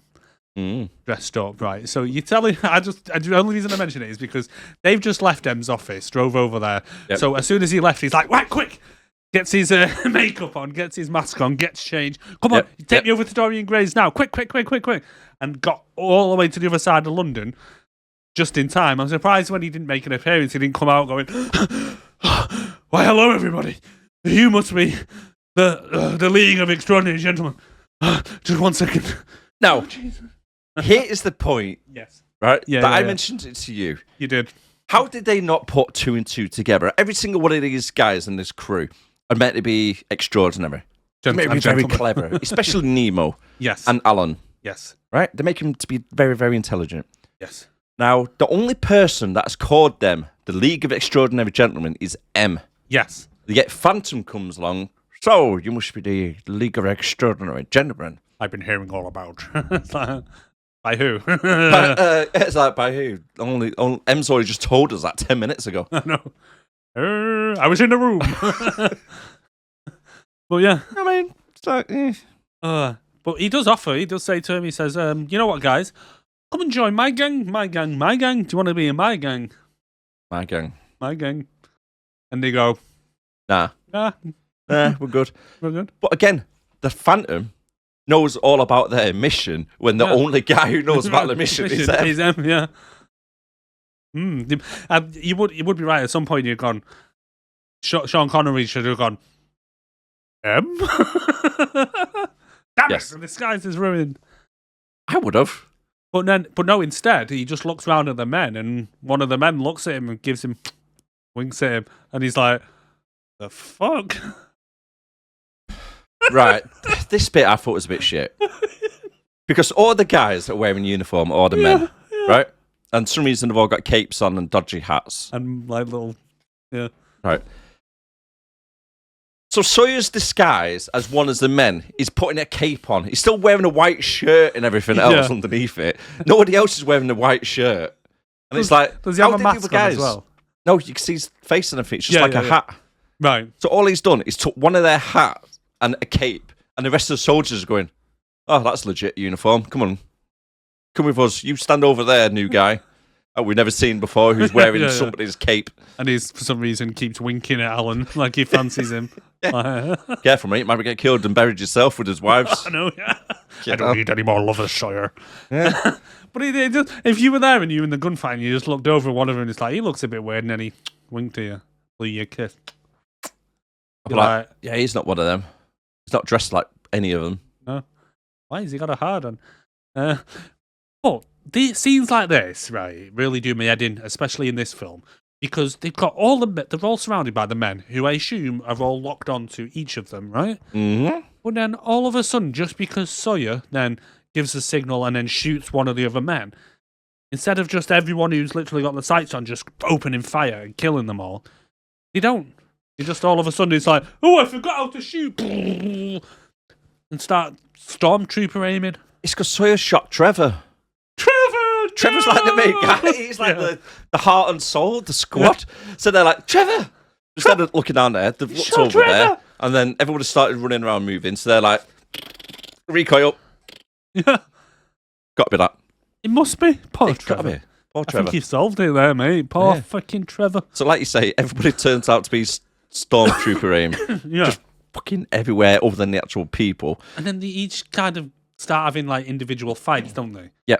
Skinner is running off. Yeah. And starts stripping. He's getting shot at quite a lot. Is he bulletproof as well? He looked like he got hit a lot, but he's just taking his clothes off. And we see him later on getting burnt. He just dusted it off. Yeah. Because the first thing he does is like, oh, shit's going down, get naked. Yep. So he's running around trying to get his clothes off because he's confused the type of party he's at. And then you've got Nemo, who 3 men walk up to him with guns and go, draw your pistol. Don't mess about, just shoot him. And he goes, I don't do that type of thing or something. So guess what happened? It's a typical cliche where it really does piss me off. When the good guy doesn't use a gun, all the bad guys put their guns down. Yes. There's one of them, I shit you not, as Nemo's using his sword and kicking and stuff, one of the guys goes to tap Nemo from behind, trying to gun butt him. Oh. He's trying to use his gun as a club. Shoot the bloody guy in the back. Dead. Nemo. One done. One looked after. Well, that's it. When that guy's literally stood in front of him and he goes, get your pistol, it's like, just shoot him. But then again, they would have killed Nemo, they wouldn't have gone in the boat, and they wouldn't have got their little blueprints. I suppose, but if you were a goon, low paid or whatever the hell they're paid in whatever gold he happened to find on the floor in the Bank of England, and you're there faced with this guy who's extraordinary, surrounded by other people who are extraordinary, I don't care what my boss had just told me. I'd be opening fire if I had him at point blank range, or at least wounding him in the leg or something. Yeah, I wouldn't just allow him to then draw the sword out and then start beating me to death with it. Yep. And another guy that brings a sword to a gunfight is Mr. Gray himself. And it turns out he can't be killed, but however, not only his skin heals, his clothes heals as well. Oh no, that drives me insane. And when the guy, he walks towards him, doesn't he? He's getting shot at by one of the guys, just to show like he can't be killed by bullets. He's getting shot up, stabs him, stabs the guard. Guard falls down onto his knees, and literally his top rips like paper. Yeah. And then you see like the bullet holes turn to dust. Yeah, it's like, what are you? I'm complicated. Yeah, I'm complicated because I bring a knife to a gunfight and I've got a paper clothes. Like you say, yeah. And then 2 seconds later, it's like the fight's over and he just walks out and he's like, his clothes have healed. Yeah. Straight away, no problems.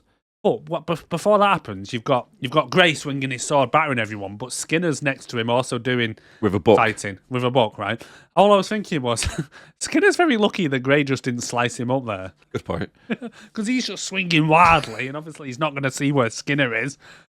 And just like all of a sudden, it's like, what was that? You chopped me dick off, you bastard! Me nubby! Me nubby! Anyone see me nubby? You got a good point, though. Yeah. If you're on the floor, like blood just pissing out. Dick! Me dick! The thing is, though, if Skinner dies, like, and you don't know where he was when he died, I mean, you're going to have to either go around looking for him or just wait for the smell of his decomposing corpse to come through. I'll just leave him. Because, like, I don't want to be on the floor looking for, like, contact lenses and put my hand somewhere it shouldn't be. Oh, yeah. Like, oh, why is that erect? What is this? What? Oh, shit! Yeah, probably not. And now, this just shows how shit of a villain Phantom is. Because all his men are now dead, and he's running. He's like, oh, shit, I don't think there's someone through. Let's run. He literally just runs away. Sawyer chases him, and then he just shoots himself out a pissing window. But as Sawyer starts chasing him, this is one thing I didn't understand. One of the guards, because I watched it on subtitles, so I don't know the guard that I'm talking about when Sawyer has a fight with him. Oh, yeah. When he's chasing Phantom. Yeah. Well, that guard jumps down from like a platform above him and turns around and says, "Run away, James." Ah, does he? Yeah, he goes, "Run away, James." James Moriarty. Yeah, it's James Moriarty, isn't it? Yeah. Run away, James. Oh, okay. I was thinking, like, who's James meant to be? Yeah. Like you say, it's James Moriarty. Yeah. I don't know, was it meant to be said? Maybe. Or no, to like give it a bit of a clue who it could be? Because they do kind of like allude to it, don't they? Because nobody else knows the plan other than James. Yeah. Now, this guy just shouted, "Runaway James," Yeah, yeah. which I thought was really, really odd. Yeah. I never caught that, but yeah, that is weird. Because it's only at the end of the film that because we find out halfway through that it's M who's the Phantom, but then we find out at the end of the film that M is actually Moriarty. Mm. And I'm pretty sure it's James Moriarty, yeah? Yeah. Oh, okay. See, there is depth on this story. It's just... You Yeah, got to look out for it. it's just hidden too well. Too well, yes. Too well. If it didn't have subtitles on, I wouldn't have like really Yeah. clocked onto it. Because I was thinking, what? Did he say what I think he did? Wound back. Yeah, Runaway James. Run away, James! And Hmm. yeah, he run. But for some reason, he does the old trope of running upstairs instead of downstairs. And He does. his only escape route is to just throw himself out of a window and then suddenly vanish. Yes, he disappears. Yeah, he does. Now, I thought Captain America 1990 was bad when it comes to scenes. You know, when they do like 400 shots Oh, yeah. in 30 seconds. Yeah. Like loads. End of Days was bad for that as well. Yes, with this one was terrible. Literally 200 cuts in 30 seconds. And it's the part where Gray is shot. When Gray gets shot, well, it's just before that bit. So it's like Alan's fighting, it's literally like bang, bang, bang, bang, bang, bang, bang, bang, bang, bang, bang, bang. It's like, what's just happened here? I didn't really notice it too much until Just shot. you start doing your notes. Yeah. Like, well, go back a minute. I need to see what's happened there. But yeah, so Gray turns up with his new blouse on. Mm.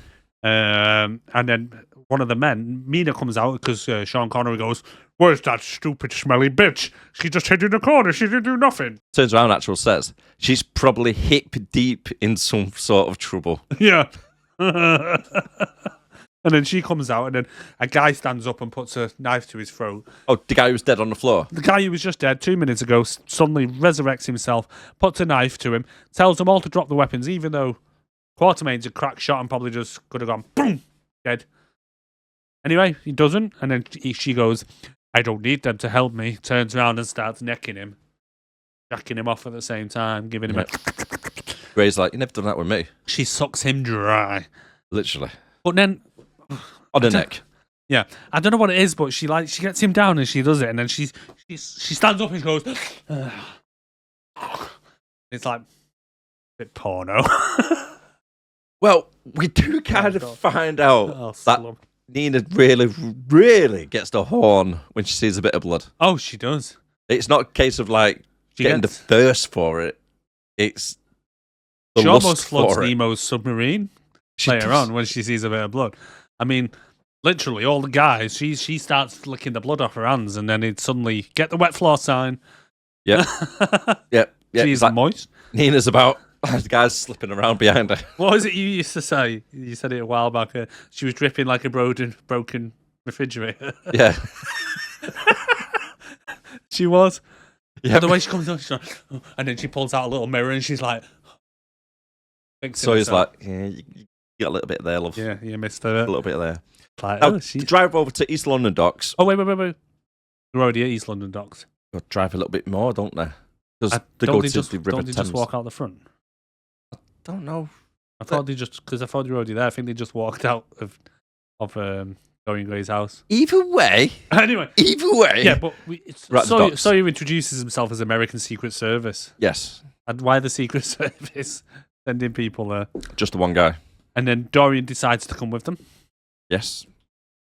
Alan gets a hard on over Sawyer's gun. Yes, he does actually. Yeah, He goes, he "Oh, likes it. Winchester. You shoot like an American too." Yeah, can't shoot. And then they have to head to Paris to capture the next gentleman. Yes, the next one. Yes, and So- then we're at the docks. Yes. So now we're at the docks. Eric's caught us all up. Yeah. So I asked ChatGPT.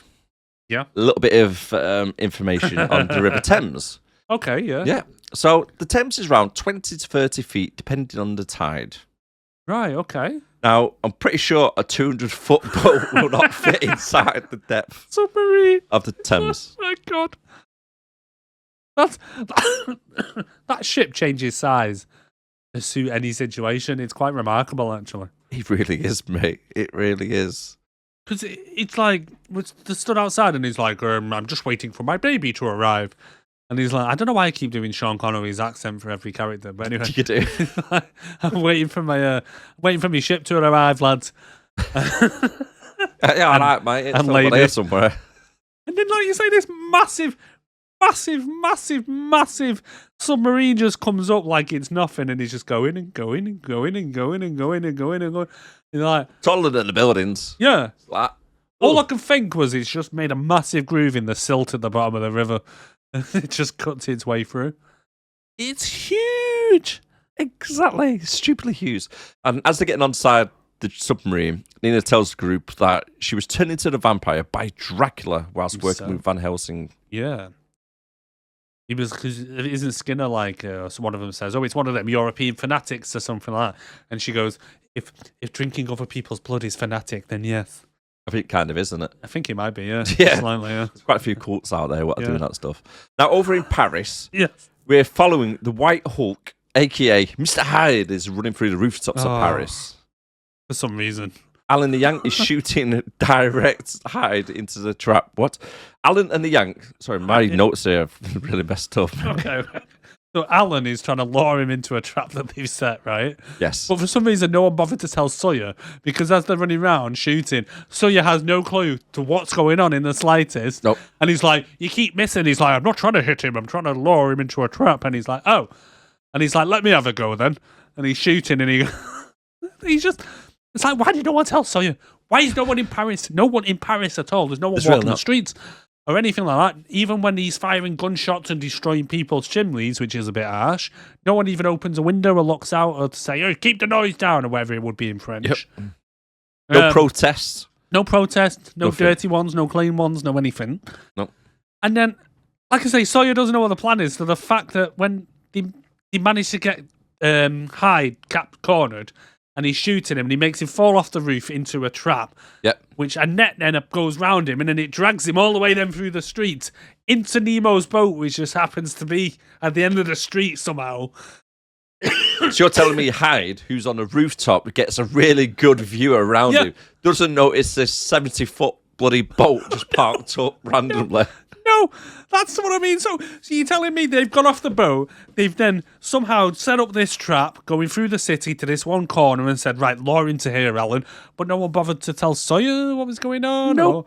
Or no one noticed that there was a massive rope. What if, like, someone was, like, drunkenly coming back from the pub and then all of a sudden this rope's flying past and like, what's that? And then a big, massive Hyde hits him. Or this said drunk Frenchman got the trap set off with him in it instead. Yeah. Then Hyde falls down, the trap's not there. Some poor Frenchman's getting dragged through the street. Like, Mais oui, bonjour. I don't know any French words. Salut! Chien! Oh, shit. Anyway, but where did Hyde get his giant hat from? Oh, yeah, that's a good point, yeah. How does it change with him? I don't... Because it looks like he was wearing normal clothes before and they've all ripped as it's come on, yet his hat's slightly bigger than Sawyer. But then his clothes have actual stretch to go with him as well. Yeah. The old classic stretchy outfits. Oh, yeah. It's just...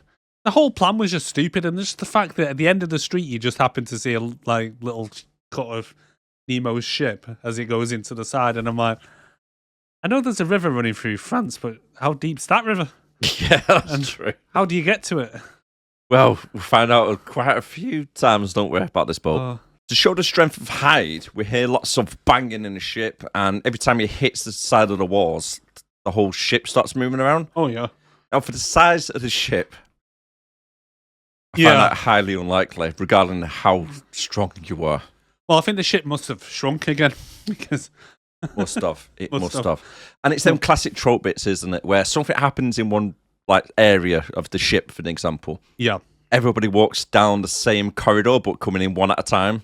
Yeah. Finishing each other's sentences as well. As they're walking through. Yes. Because you have, like, Dorian arrives, and then Skinner comes with an Amina, and yeah. But as Skinner and Dorian enter the room, Dorian cuts Skinner and helps him up after he's knocked down from Hyde, and he's like, "Oh, you cut me!"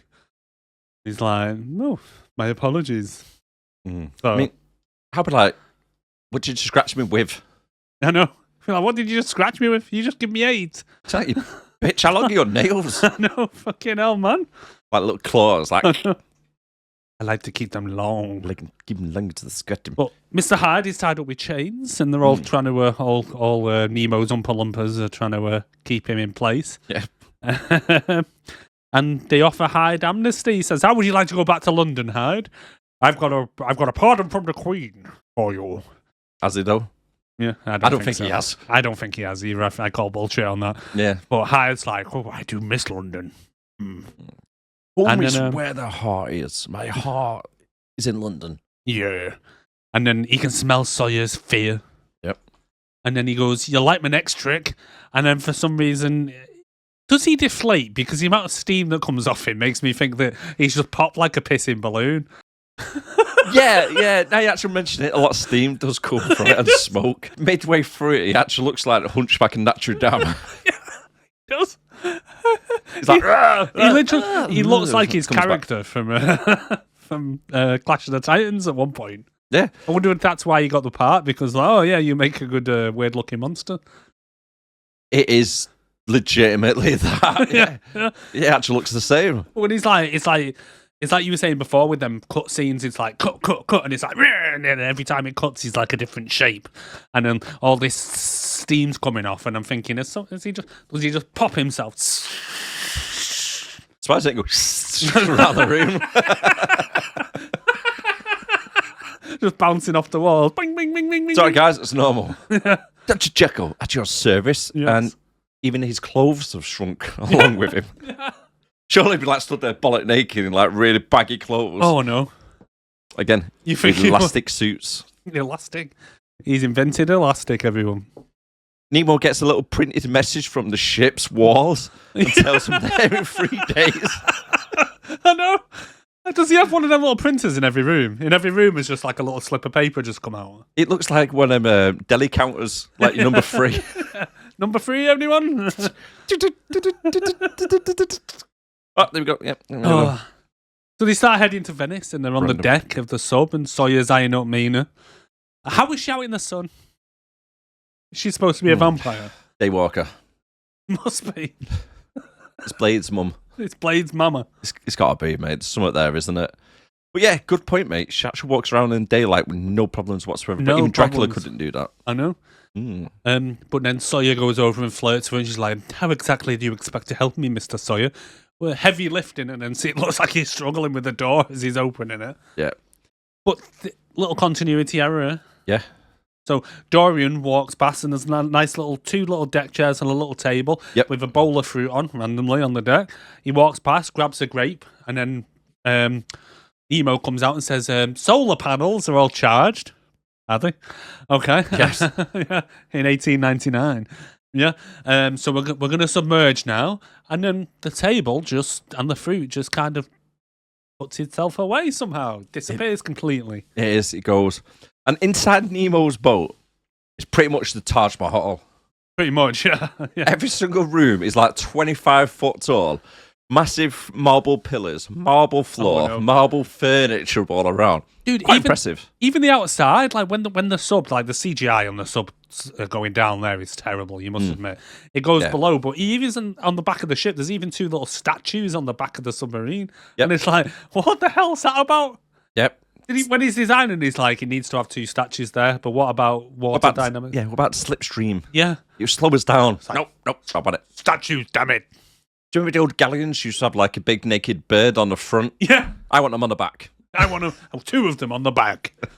On One the for each rear. rudder. Skinner is spying on Alan in the nude for some reason. Yes. Why is he in Alan's room? I don't know. But Alan's just there and he just suddenly smells dick cheese. Turns the lights off. Grabs him. To be honest, Sean's acting is not the best at this point when he pretends to throw Sawyer out the room. He's like, pretend you're throwing someone out of the room, and he's like, "Rrr!" And get out. It's like, what did you just grab him by? Throw him out. Cock. Because it looks like he's just grabbed him by the coattails and just shocked him out. Yeah. But it's like, well, what if you just grabbed his ass, his ball sack from underneath, and his hair, and just chucked him out? Just imagine, like, say, normally he'd grab the back of the coat or something. Yeah. But he's gone down, and his finger has gone, like, up his ass. He's trying to, like, haul him out. Skinner's like, but not meaning to. He's like, oh, shit, fingers. Fucking hell. Why is it invisible? Why do wheels go here? Why is it invisible? It stings. Why don't we just drop it to that level? I don't know. I don't need you. But, you got to think about it, mate. All that cream that he carries around, it's got to be a bit, like, moist down there. It would just slip in. So then Alan comes out of his room and Nemo comes along and says, I'm serving dinner. Can I offer you a jacket? And he's like, no, I'm good, mate. I'm good in my scruffs, like. And then they're walking together and then Nemo tells Alan that he's... Alan tells Nemo that he's sorry for calling him a pirate. Yeah, to make up. Yeah, Nemo tells Alan that he's haunted by his past. Yep. And he's like, all tigers near the end of the most fierce and they go down fighting. Don't really, do they? They don't know. They really don't. I'm pretty sure they don't know. And then they're on the bridge and Nemo is been alerted by Ishmael that the ship's slightly off course and he finds a little black powder on the floor of the ship's deck for some reason, and then they notice a little book move in the corner, and they're like, oh, Skinner. Got to be Skinner, isn't it? No, Skinner's leaving little piles about. Yeah, that was Allegedly. dust from anything, mate. It was Skinner's poo. Skinner doesn't get enough fibre. Just dried up. That fucking Skinner. Stop leaving dump piles everywhere, mate. Here's one for you. Go on. This big ship or submarine or whatever it bloody is, right? Why have they got 3 wheels? Yeah, that's a good point, yeah. What if you turn one that way, one the other way, and then the middle one just like straight? Does the ship split off into different... Pointless. It is pointless. It's like 6 wheels on a car. Yeah. Why do you need 6 wheels? Maybe Nemo just likes wheels. Yeah, true. I mean, why? It's a good point. Why do you need 3 wheels to control the Nautilus? It's just... It just doesn't make sense. It doesn't make sense. No. Later that night, Alan and Nina are walking around the ship and see Nemo praying to the goddess of death, which puts them uneasy a little bit. Yeah. And now Nina, for some reason, has brought a whole chemistry set along with her to find out what the powder was. And then it turns out that it's from a camera flash. Alan's shooting on the deck of the Sun, doing a sub doing a bit of almost like clay pigeon shootings, but the little boys that they're firing little boys. Or buoys if you're American. And then Alan tells Sawyer about his son and him dying for Queen and country, and he teaches Sawyer to shoot. Not very well. Not very well, no, because all he says is his advice is aim and be patient. Take your time. And I love when Sawyer shoots and misses, he immediately snatches the gun off him and then gives it back to him. What was that about? He shoots and he goes, oh, you did it wrong. I said, take your time. I'll try again. Good point. Good observation. But then, This is weird. Sawyer's lining up his next shot and he goes, so did you teach your son to shoot like this? And then Alan just walks off and he's like, Rude. what? So he's a bit tetchy about, like, I'll tell you all about my son, but not dare to ask a single question. Don't ask anything, mate. No, do not mention his son, because he just walks off all rude and whatnot. See, I thought the original grave that we're seeing was his wife or something. But there would have been about 6 graves. Maybe all the other graves that are around there are all his lovers. Yeah, it could be. Or there's pretty much blew up the house with all the evidence, so he got away with it. For some reason, Dorian now tells Mina about his picture. Yes, that's what I'm up to. If you're a bad guy, which we find out in a bit that Dorian is, he's working with the other side. Why would you tell anyone about your literal one weakness? The only weakness. The only weakness he has. So basically, Dorian has this picture. That the picture, anything that happens to Dorian happens to the picture instead of him. So he has a mortal life. And which is why he can survive. So why would you even mention the picture? I would never tell anyone that picture exists. I would bury it somewhere. Yeah, you can't burn it, can you? Because obviously it might kill you. But, like I say, put it in the lockbox, bury it. The fact of the matter is, he can't look upon this picture at all, or what happens at the end happens to him. Why then did he have the picture up in his stairway that was missing? Yeah, because he said he never really looked at it. Well, no. I think he was trying to hide it in plain sight. think every time he went past it on the stairs, he just after. Yeah, I reckon so. It's when guests come in or anybody's trying to find him, you don't know which picture it is. But as them two are chatting, why is Jekyll stood outside the door having a cheeky wank? I put that in my notes, mate. He's knocking one off watching them. But he's not even hiding properly. He's literally just... Half and half.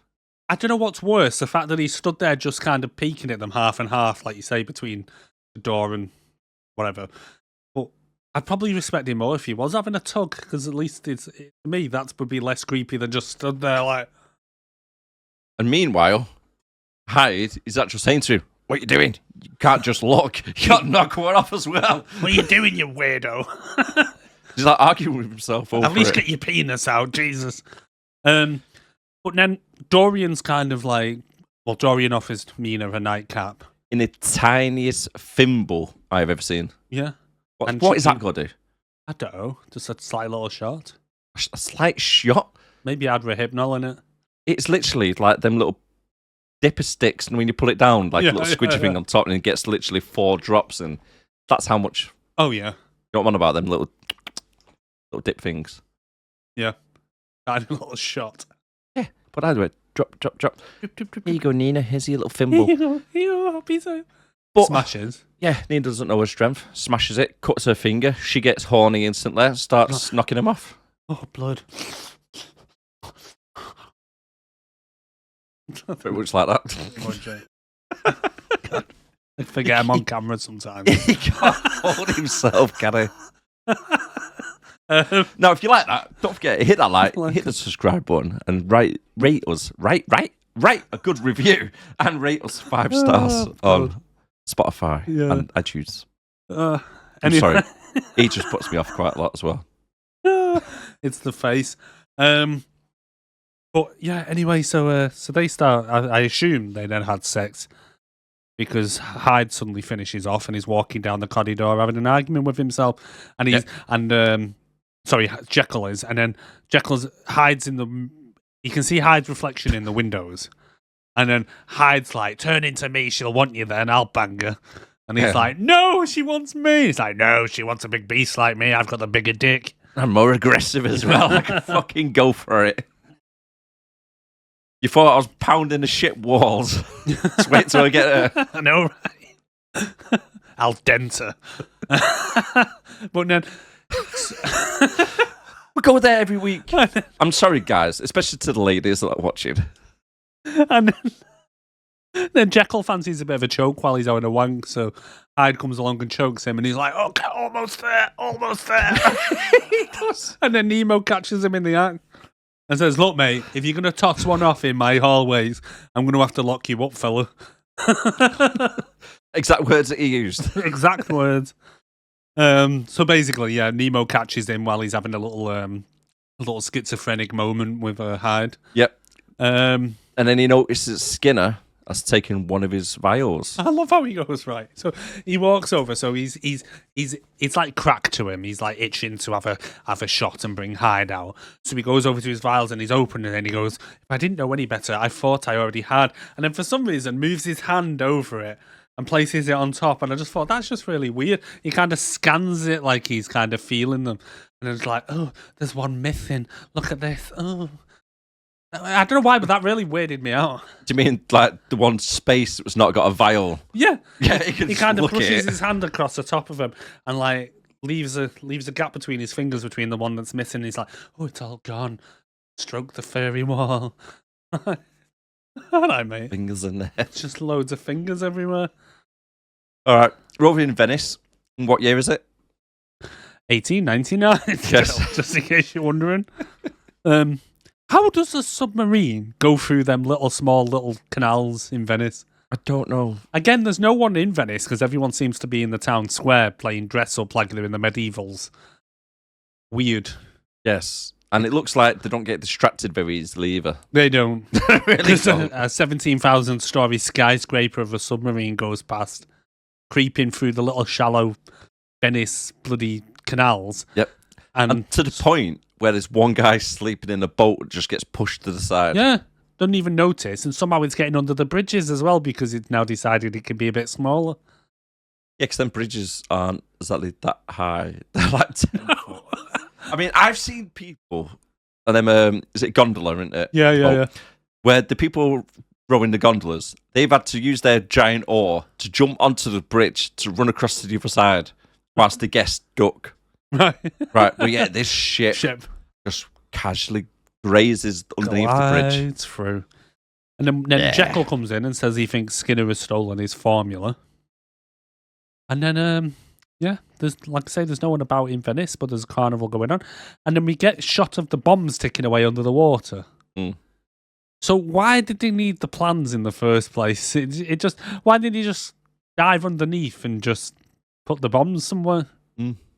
What was his plan here? Was he trying to get Italy involved in the war? I think so.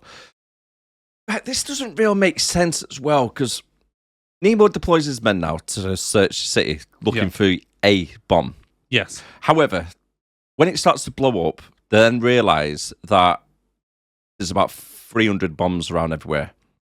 All the buildings just start collapsing like dominoes, don't they? Yes. So, this is the thing I don't understand. So, was it a case... Well, it wasn't, though, because we've seen like hundreds of bombs underneath the whole place, didn't we? Yeah. So, in theory, what their plan is anyway is they'll go try and get ahead of the chain reaction to stop the domino effect if they blow up the building before it, and then it won't go to the next one. Yeah. However, that would work in theory.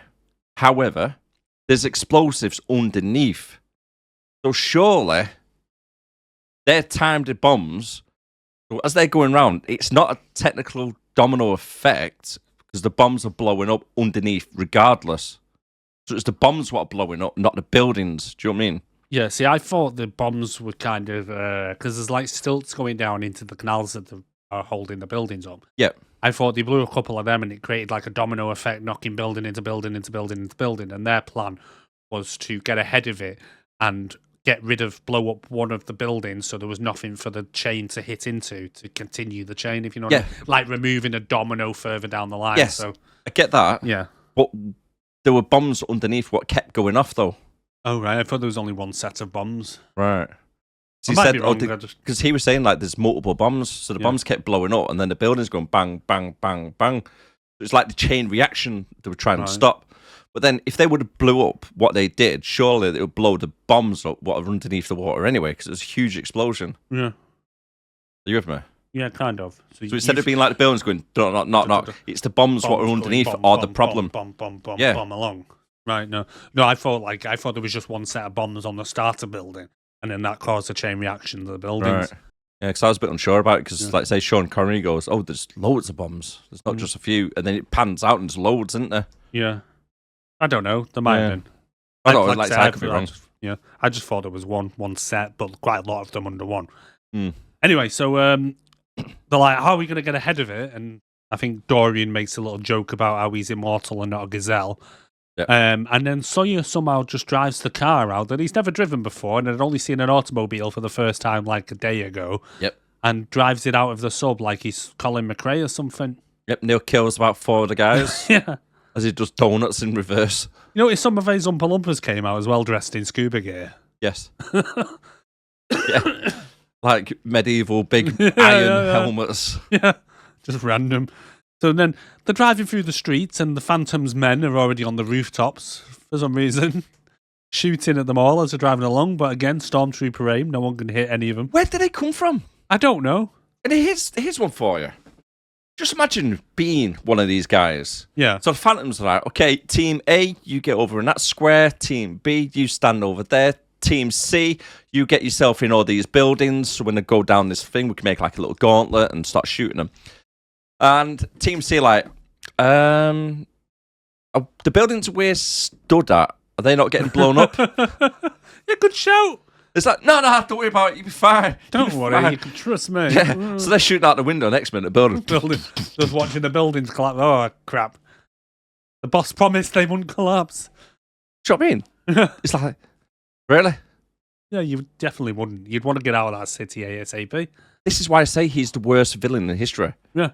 Because he's meant to be like dead clever and stuff, but it's just got no common sense. No. He's like, okay, yeah, I'll get all my guys, my army that I've paid for and built and stuff. Yeah. I'll just station them on the buildings what are going to be blowing up. Yeah. He just doesn't give a toss, does he? I mean, No. I mean, I thought Black Star Ninja's fucking death camp was a high turnaround of employment. it's like at the end of Expendables as well, when they're all on that boat that's literally going to blow up, and they're like, we need you guys to stay behind, and it's like, what? No, don't think so. No. Kind of the same thing. It's like, go stand over there while the building's exploding. No thanks. Exactly. I quit. But Yeah, exactly. I won't be I doing that, mate. love how they're driving along though, and then Dorian just steps out the car like it's nothing. Yeah, it ignores physics. Yeah. Just jumps out as if he's jumped from a stationary vehicle. Yeah, the car's doing like 60 down the streets, and he just steps off. Yeah. But Alan does it in a minute as well, but we'll get to that. does. So Namina decides to go all batty on their ass. Yeah. And decides that now she can, one of her powers suddenly is that she can turn into a flock of bats. Yep. Now, this scene, when she jumps out the back of the car, as Yeah. it's moving at, say, 60 miles an hour or so. We've got to Yeah. say 60, it's probably going faster, to be honest with you. Kind of turns into a Scooby-Doo moment here, because they're driving down the same corridor for about 5 minutes. Yeah. To the point, Sawyer lets Alan take control of the steering wheel, starts shooting, and they're still driving down the same corridor For miles. for miles. For fucking miles. Now, I know getting from one part of the city to the other part is not one straight line, right? But yep, they're doing a Scooby-Doo. It's the same bloody locker that they're running past. It's like, is it Fast and Furious 6, that runway, when they're on the plane and the runway is just like 20,000 Never ending. miles long? Yeah, Yeah. it's just like that. It is like that. It just They go goes on through forever. one alleyway.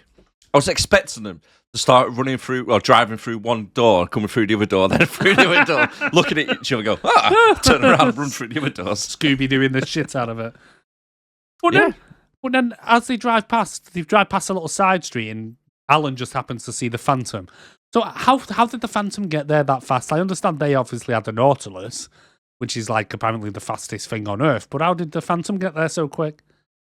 How was the Phantom even there before them? Yeah. I know they had a stop off in Paris, but still, they were only in Paris like an hour. True. Anyway, he happens to see it, and then he jumps out of the car while it's doing like 100 mile an hour, like it's nothing. Yep.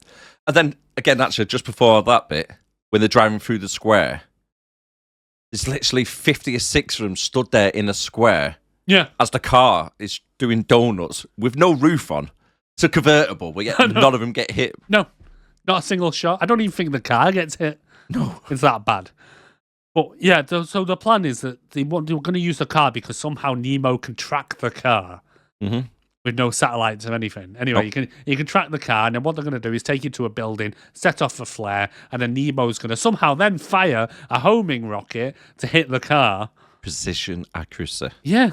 How the hell? Anyway, so then Sawyer manages to drive through a bunch of collapsing buildings as like it's nothing. He's driving down the street, all the buildings are collapsing behind him. Yep. CGI again, absolutely terrible. It wasn't the best for that bit. And then he flies through the air over a canal, lands into the building. Halfway through the air, he sets off the flare. Nemo sees it, fires the rocket, blows the building up. Sawyer's dead, allegedly. In theory, yeah, you should be. Yeah. And then we get a little bit of a chase where Alan goes after the Phantom in the graveyard. And the Phantom's taunting him over his son. And this time, Alan just doesn't walk off. So he goes, "What about your son?" And Alan just goes, "I'm out." Walks off. That's his one weakness. Yeah. How big's this graveyard meant to be?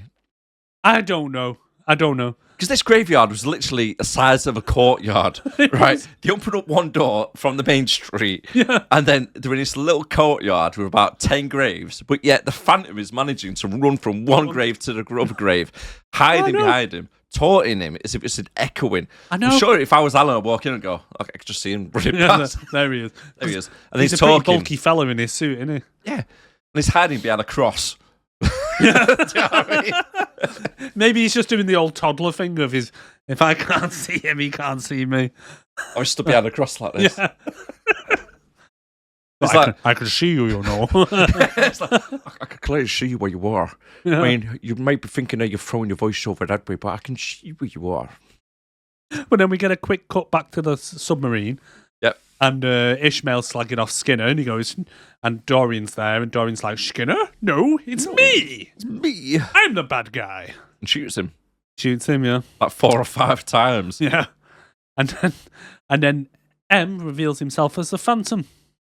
He does. He pulls off his mask, his Bernie thing, his fake mustache, and he goes, "It's M." Didn't he get hit? I don't know. I think he got hit and his mask got knocked off. I think they were fighting each other, yeah. Yeah, yeah, his mask comes off and then it's like, hold on, I kind of recognise you. And he takes off the Burns face and he's like, no, I still don't recognise you. So he goes, let me just take this fake mustache off. M, you son of a bitch. It's the old classic Clark Kent. Oh, Just yeah. put a pair of glasses on him, you'd never know who he is. It freaking is. Well, that's what I was saying before. So when they go in between meetings, it's like he would have had to have put his fake mustache on, put his fake burn face on, put the mask over it, put his big cloak on and his long-haired wig, and then run across London to get to the other meeting. Right, okay, dude. Sure. Anyway, so they all regroup back at the sub after M manages to get away and throw a knife at Alan somehow. Pocket knife. It was funny. Yeah. Again, right, this is one of them another cheesy moments where they all meet up back at the ship. Yeah. And it's like Alan walks in from one side saying something. Yeah. Goes, it was M. Nina walks in. And then she says something. Then somebody else walks in. Yeah. And then Sawyer comes in. It's like they're just finishing each other's sentences as they're walking in to the entrance. Like, I hate it when they do that. Like, Sawyer's now somehow alive. But he's like, it's M, the guy that hired us, he's the Phantom. And everyone's like, oh, okay, yeah, kind of makes sense, actually, now you mention it. Yeah, he's the only one who called us the League of Extraordinary Gentlemen, but he's the only one who's ever said it. And then somehow Ishmael, who's now holy as fuck thanks to Dorian Gray, manages to walk out the front and he goes, it was Gray, it wasn't Skinner, it was Gray, he shot me. And then just dies after he's given out all the information that they need. Luckily. And then we hear something coming from the other side of the ship, and then he runs over and he goes, and Nemo's like, that son of a bitch, runs over, and then Gray's like releasing his little submersible that kind of looks like some kind of, what is it? It looks like a thingy cutter or something. Yeah, like a grinder type thing. Yeah, like an angle grinder cutter. Like an angle grinder cutter with like big spikes coming out. And he goes, oh, it's my private submersible. What I don't get right is, so they're all there. Sawyer's got a gun and he comes out, he goes into the water. Gray turns it towards him, opens up the window bit so they can see it's Gray, and he's like, why doesn't Alan just grab the gun and just shoot the front of the submersible? Yep. And it's like, good luck getting away now with a hole in your hull, you dickhead. Yes. I'll do something. Yeah. Don't just sit there and go. They're just like, he's like, can you catch it? He goes, I intend to capture it. It would have been better if Ishmael died before finishing the sentence. Yeah. No, where they changed the trope a little bit. It came out and go, great, it's great. And they're like, what? Grace, what? What happened? Yeah. Wait, leaving us on a cliffhanger. What's Gray? What's Gray? The ship is not grey, it's white. What's Skinner? Skinner? Oh, it's still Skinner, isn't it? Yeah. No, but guess what? Oh. We get a little Morse code. Well, we get, we get that in a bit, actually. Mm. Because what I don't get as well is M's also in that sub. Yes, So, somehow. Yeah, as M somehow then managed to run away from Quatermain, get onto the ship, get onto the submarine. Past everybody, and then got onto the ship with him. Or does Dorian just make a quick stop off to pick him up at some point? I think he might have stopped to pick him up, if anything. Maybe. I reckon so. That would make more sense. Yeah. But the thing is, right, this little sub, it's quite small. Yeah. There's only one seat in there. All right. But yeah, there's like 3 of them on board. Yes. Someone's got Skinner's cock in the face of that. Yeah. So you got Gray, you got and you got the naked Skinner stood there. You reckon halfway through, like, Jesus, it stinks there's fucking cheese in here. It's like, will you stop farting? It's not me. What the fuck's that noise?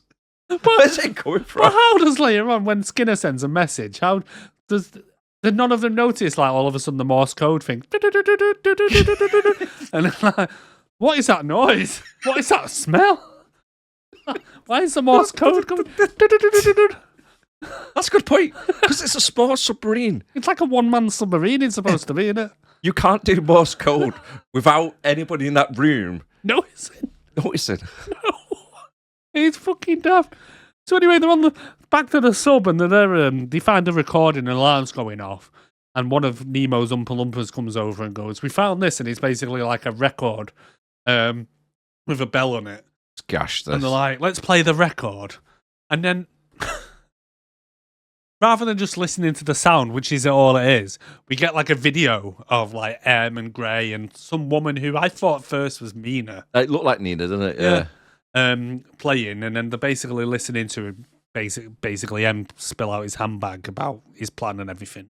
It's so bad And it's like, the way as they you- did this. As you know by now, it's Dorian has been helping me. Well, the other thing as well is in the video, you have the guy from the beginning, right, stood in the corner, right, but he doesn't say a word.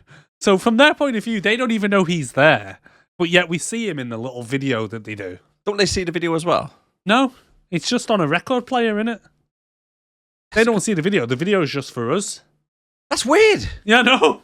That really is weird. Yeah, That's what I 'cause it's mean. not- 'cause it looks like it's as if it's projected because it's like old black and white Like- and it's flickering and stuff Yeah. as they're doing it.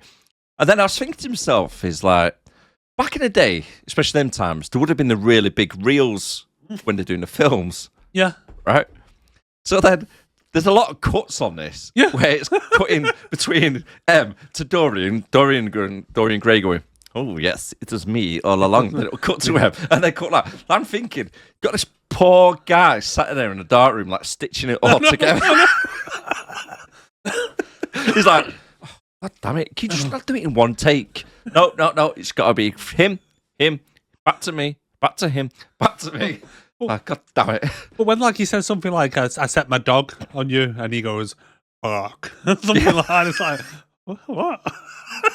It's weird. Yeah. But like I say, so they don't actually see the video, but yet that guy's in the back, stood there, the guy from the beginning. What was his name? Reed, Reed. So Reed's in the back. So smirking. smirking. But yet he doesn't say anything on the sound, on the record player. So how are we seeing him there? I just don't get what they were trying to do. I know they were doing it for our benefit, but we could have just listened to it. It would have been better if they listened to it. Yeah. Let's be honest with you. Yeah. If we just heard it from their point of view. Yeah. And then, go on, sorry. I was about to say, but whilst it's playing, there's a very high, loud pitch noise, like a dog whistle type thing going on in the background.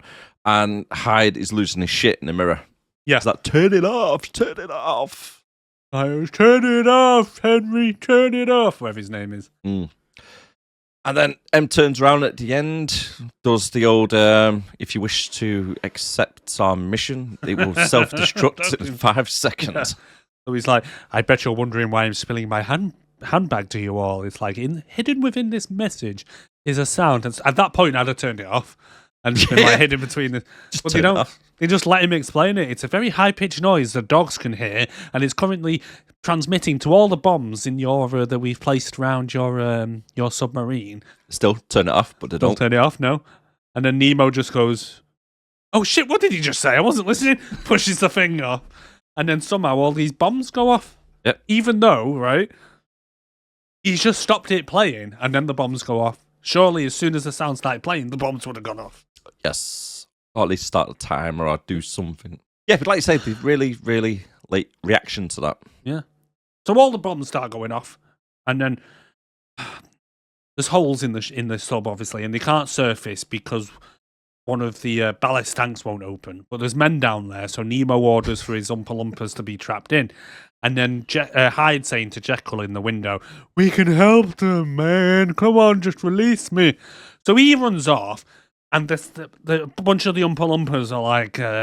Yep. are closing one of the hatches, and he goes, "Let me down there." And he goes, "No, let me down there." They open it. There's a bunch of men there.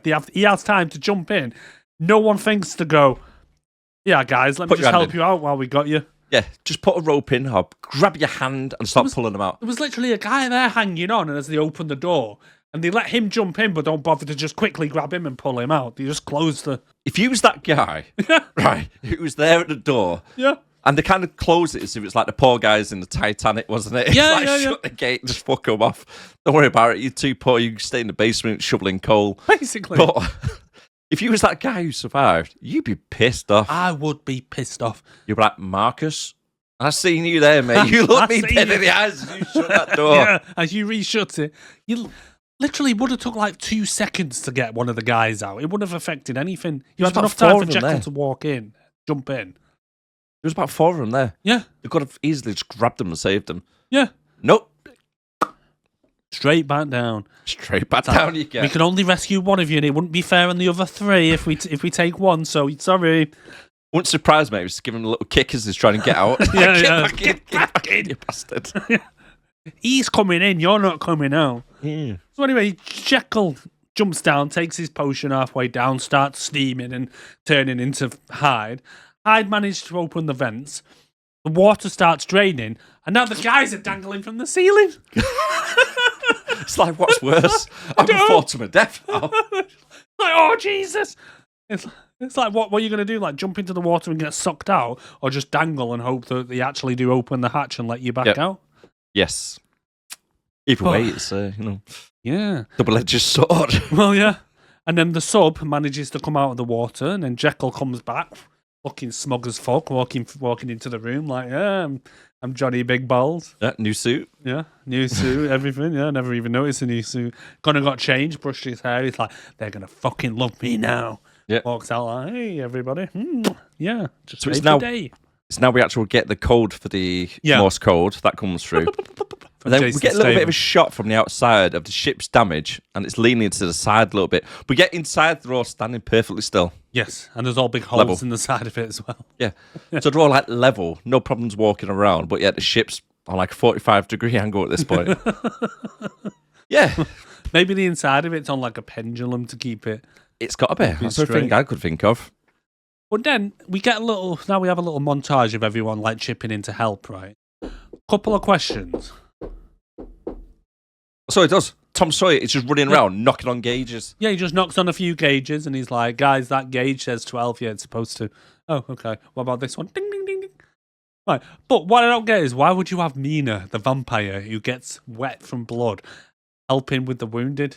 Because she's like in the infirmary helping Jekyll tend to the wounded. And I'm like, nah, I don't want her anywhere near any wounds. No, because she's injured 7 more people from sliding around. Yeah. Like,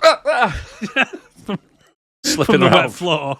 It's like, where's Mina on this ship? Oh, follow the snail trail down to the infirmary. Like she can smell the blood. But That's then, a good point. Yeah, you won't put a vampire No. in charge of medical pay. No, you fucking wouldn't. It's the last thing you'd want to do. And then everything gets repaired and they're all on the bridge and like Sean Connery's there with them all and he goes, good job, everybody. Good job. They had any involvement in any of it. And all No. the men around him are just like, oh, guess we did nothing then. Guess we did nothing. Yeah. But the ship is all patched up, ready to go, and they sail off over to Mongolia. Yes. Right in the suburbs of Mongolia, because they Right go in through little rivers. I know. They go right through the little rivers, right under the ice, and poke through the ice, and hope that just no one notices. And it's just a good job that no one else is on this earth. Yes. Literally no one. Yes. They are the only true. people left alive. And they all have matching white coats. Oh yeah, handy that, isn't it? But they head off and they find the factory, and it's like a random building that just has flames coming out everywhere. It's like a steampunk style factory, isn't it? Yeah. But we find out anyway that the castle, or the metal castle, is a giant forge Yeah. where they're making all the metals and stuff. I mean, I can think of a better, warmer climate, really. Yeah, you definitely wouldn't want to be there. I mean, metal on the ice around you.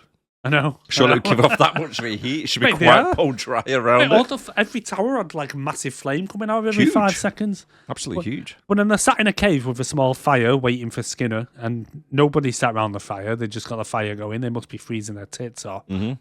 Alan is kept keeping watch outside, and a tiger comes along for some Was that a reason. real tiger on his head? I don't know, but it looks CGI. The tiger comes along, and Alan... Oh, it was real in the film. I mean, was the tiger? You mean, was he imagining it? Yeah, was he imaginary? Oh, was it actually there? I don't know, because Nemo makes a comment when they come out and said, we heard a noise. Yeah. And then Nemo says about what he mentioned earlier about the tiger. Yeah. Looking for one last fight. So, I don't know. Because it could have been a bit like a sign Your final destination style sign. Yeah, maybe. But it's like, you're not in Africa anymore. This is your final fight. Yeah. He's like, shit, I put these snow boots on and I forgot to put the soil in them. The African soil, I left it back on the ship. Damn it. I've changed my feet. Yeah. My boots. But then Skinner arrives, naked in the snow. There's no way he's alive now. I put that as well, mate. Yeah. He's definitely getting hypothermia. You're walking through sub minus 20 bloody degrees and you're perfectly fine, bollock naked. He'd then have frostbite on his feet and everything. slaps Nina with his cock as she walks past. Yeah. Can you smell cheese? Cheese. The thing is, right, so did they bring makeup for Skinner along with some glasses and a spare coat? I put that as well. I was like, where did he get the makeup from? Did he make his own white makeup to put onto his face? Or did he have it? I don't know. The thing is, if I didn't know this guy wasn't, I'd have thought he was Jason Statham, the way he sounds. Yeah, that's a good point, He actually. does sound like Statham, doesn't he? Very Cockney. Very Cockney. Very forced Cockney, almost. Yeah. He gives a little bit of a rundown of M's castle. This CGI on this tour of the castle is just terrible. Terrible. The scene is if it like goes through the walls, does it, and then opens up, and you see like 1,000 soldiers stood there in like medieval armor, and it goes down to a forge, then something else pops up, then giant cogs all over the place. Yeah, it was really shit. There's no one man in the forge at all, is there? It's just barrels of lava just being moved about. Pretty much. And then he tells him that they've got 8 more Nautiluses, submarines. So they built them quick. Yeah, very quick. I mean, all he did was take a picture of the bridge and he got all the technology just from that. Yep. Surely he should have like been down in the engine room and looking into the wires in the walls and all that stuff. You somehow managed to reverse engineer it from a few photographs. One photograph. Yeah. Of the bridge. Well, I mean, I suppose he could have already had them built, but they just couldn't work out why there was 3 steering wheels. It's like, do us a favour. Right, I need you to get in there. We can't work out why how they're doing it. We can't get the steering right. No. Just take a picture of the bridge for me. That's where we've gone wrong. They've got 3. We've only got 1. Yeah, because that's what it makes sense. Maybe. Oh. So, yeah, there we go. We've got them fixed. We've got it sorted. They solved the Leaving riddle 2 of the extra Nautilus. wheels. 2 extra wheels. Oh, God. But the scientists are working on little gift boxes with each of their abilities in, except for Alan, because he has none. Yeah. Yes. Because, God forbid, they gave the men shooting lessons to make them more like Alan. God. Get off. And then they're all deciding who they're going to take, and Mina says, I want Gray for myself. He banged me and betrayed me. And nothing worse than a woman's scorn, is there? Hell hath no fury. Oh, he makes a comment like that later, doesn't he? Yeah. Oh, a woman's scorn, are you? How about nailing her? Oh, yeah. Yeah, nailing her on the bed. Yeah. The scientists, apparently, the workers are all being forced to work because them has their families locked up. Where? In little cages in the ground when they're freeing them. Oh, they freed them from there as well. Was that the workers or the families as I well? think that was the families because wasn't the kids and stuff in there. I didn't pay attention, to be honest. No. I'll This sleep at is point, where I the think. film really just gets a lot more disappointing. Because they rush it. Yeah. But it's shit storyline and shit production. And they're rushing, which is not mine, to be honest with you.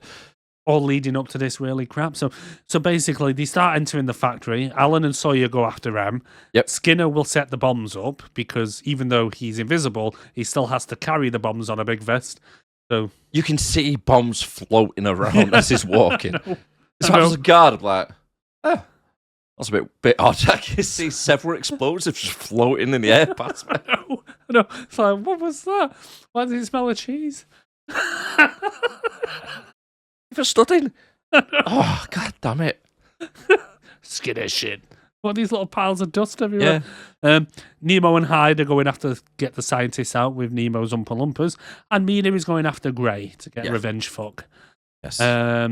We find out quickly that Dorian's now had his painting back, and we learn that Dorian has been working with M because M had taken his painting and said, I'll give you your painting back if you work for me. And he's like, I don't. Have a little bit of a lover's tiff, don't they? Yes. They do. But they all walk in together and do a cheesy where they all put their hands in the middle. But even when they do it, they all look like they get to the last one point in a minute and they all kind of look at each other saying, why are we doing this? I was expecting like Mighty Ducks. Extraordinary gentlemen, I'm free! Yay!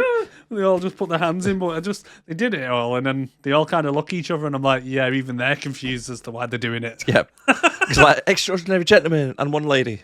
Yeah, and Mina, yay! So M's having a nice little shave now. Oh yeah. When Alan and Sawyer are about to get him, but then Yeah. his little sidekick comes running in, doesn't he? Yeah, all he does, excited. yeah. He's like, "We've got the potions. We've got the potions from the DNA from the League." We got the goodie box. Nobody calls him the League. No, Only him. only him. Yeah. Then all hell breaks loose as M's men starts to firefight with Nemo. So Nemo's men are just cannon fodder while Nemo stands there getting shot at. Well, this pissed me off because, like, yeah, all the men come down from the stairs now they know they're in the building, start shooting at Nemo's men, like you say, but then Hyde, picks up a metal door and only protects Nemo from it while all his men are falling down. Why don't you just throw the door at him? I don't know. It's just daft, and it's like, what about his cannon fodder mates? No one gives a toss about them. Cannon fodder, mate. You said Yeah. it there. And then. Yeah. Nina and Gray have a little bit of a lover's tiff. Oh, yeah. Which is a little bit pointless because they both try and kill each other with bloody blades when they can't be killed with blades. You can say we're going to be there all day, aren't they? Yeah. And then... At least they notice it as well. Yeah. Nemo goes on a bit of a rampage with his sword. Just... Yeah, does that. then- On this scenes, there's quite a lot jumping to and from. So the one my notes, I've tried to keep scenes together. Yeah. So for Nina and Gray, they have a little bit of a fight. Yes. Nina impales Gray with his own sword, then kills him with his painting. Yeah, Then- so she impales him on the bed. She pretends to be dead Yep. for a second because she notices the painting. As he's walking away, she pins him to the wall with his own sword, like you're saying, and reveals the painting. He looks upon the painting, sees how minging it is, and suddenly him and the painting switch places and he turns to dust. Yes. So that's Mina and Gray sorted. Yep. Shift them out of the way. We've got M gets confronted by Alan, Yep. who finds out that he's actually Moriarty from Sherlock. He manages to escape for a bit with Alan chasing after him. And then we cut to Nemo and Hyde. Yep. So they're fighting, Yeah. and the little sidekick of M waterboards himself with a vial. It's like a huge vial as well. It's not like yeah, a little it's thing. massive jug of it. Yeah, and- it starts literally waterboarding himself with it. Yeah. So then he gets like these powers. Now he's like 20 foot, then he's 5 foot, then he's 25 foot, then he's 8 foot, then he's 50 foot. Does because like he takes it and like what's his name? Hyde runs over and like Nemo's getting all the scientists out, and then you get like a cutscene where you hear him coming, and it looks like a massive like opening. Yeah. And then it looks like he's going to be massive, and he comes round, and then when you see him next to Jekyll, he's only like 2 foot taller than him. You're like, what? He suddenly changed tires. It reminds me of Tom and Jerry a little bit. Yeah. And when Jerry comes out, it's a shadow, like a massive Yeah. thing, and he walks around the corner, it's a tiny He's little tiny. mouse. Yeah, it's like the like that. Gruffalo's. Yeah. Yeah. But it's after because the other thing as well is he goes, Nemo, help me. Nemo comes round and he goes, Nemo, run. It's like, why did you just call him over to tell him to run? That's a good point. Yeah. But he does this little sword trick, doesn't he? He goes, and just gets knocked flying. Get off me. Get off me. And he's like, ah! Now, with them, because we're going to try and stick with the characters with everything Yeah. what happens, the explosive starts going off. They get trapped in like a tower of the building. Yes. Like some tiny little room. I mean, why would a door open to that little room in the first place?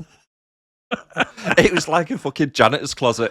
It's like, let's hide in here. It's like, oh, there's nowhere to go. Yeah.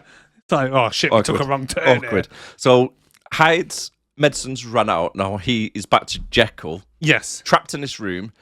The big bad dude is trying to grab them, but then uses an icicle to try and stab him down. But as the explosions happen, the building starts crumbling and falls on top of him, kills him, but then opens up a door. Next to where they were That was for them so to run out. Because the explosion comes through and then, yeah, just happens to open up a door behind them and they're just like, that was lucky. Yeah. And now we're back over to Sawyer, who's fighting Reed, who is now invisible. Yes, I didn't realise that was Reed at first. Yeah, so it's like a knife, which is fucking stupid. It's just this little knife going, yeah, trying to stab at him. Yeah. It's like, Because they're running through with Alan, aren't they, as they're chasing the Phantom, and they trip over the Invisible Man, and they think, oh, it's Skinner. So Alan carries on, and then he's like, oh, you're right, Skinner. He goes, what makes you think it's Skinner? Stab.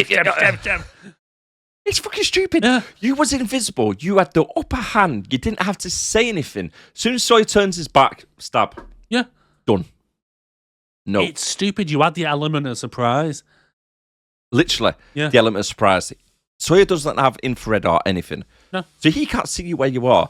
The only way he can see you is this floating knife. So when he starts shooting at him, He's dropped the it's knife. like he's dodging the fucking bullets. I know. He's jumping side to side. You see the knife going side to side. It's- Just drop the knife. It's daft. Or you could have just like knelt down and put the knife above you so he thinks you're there. And he's.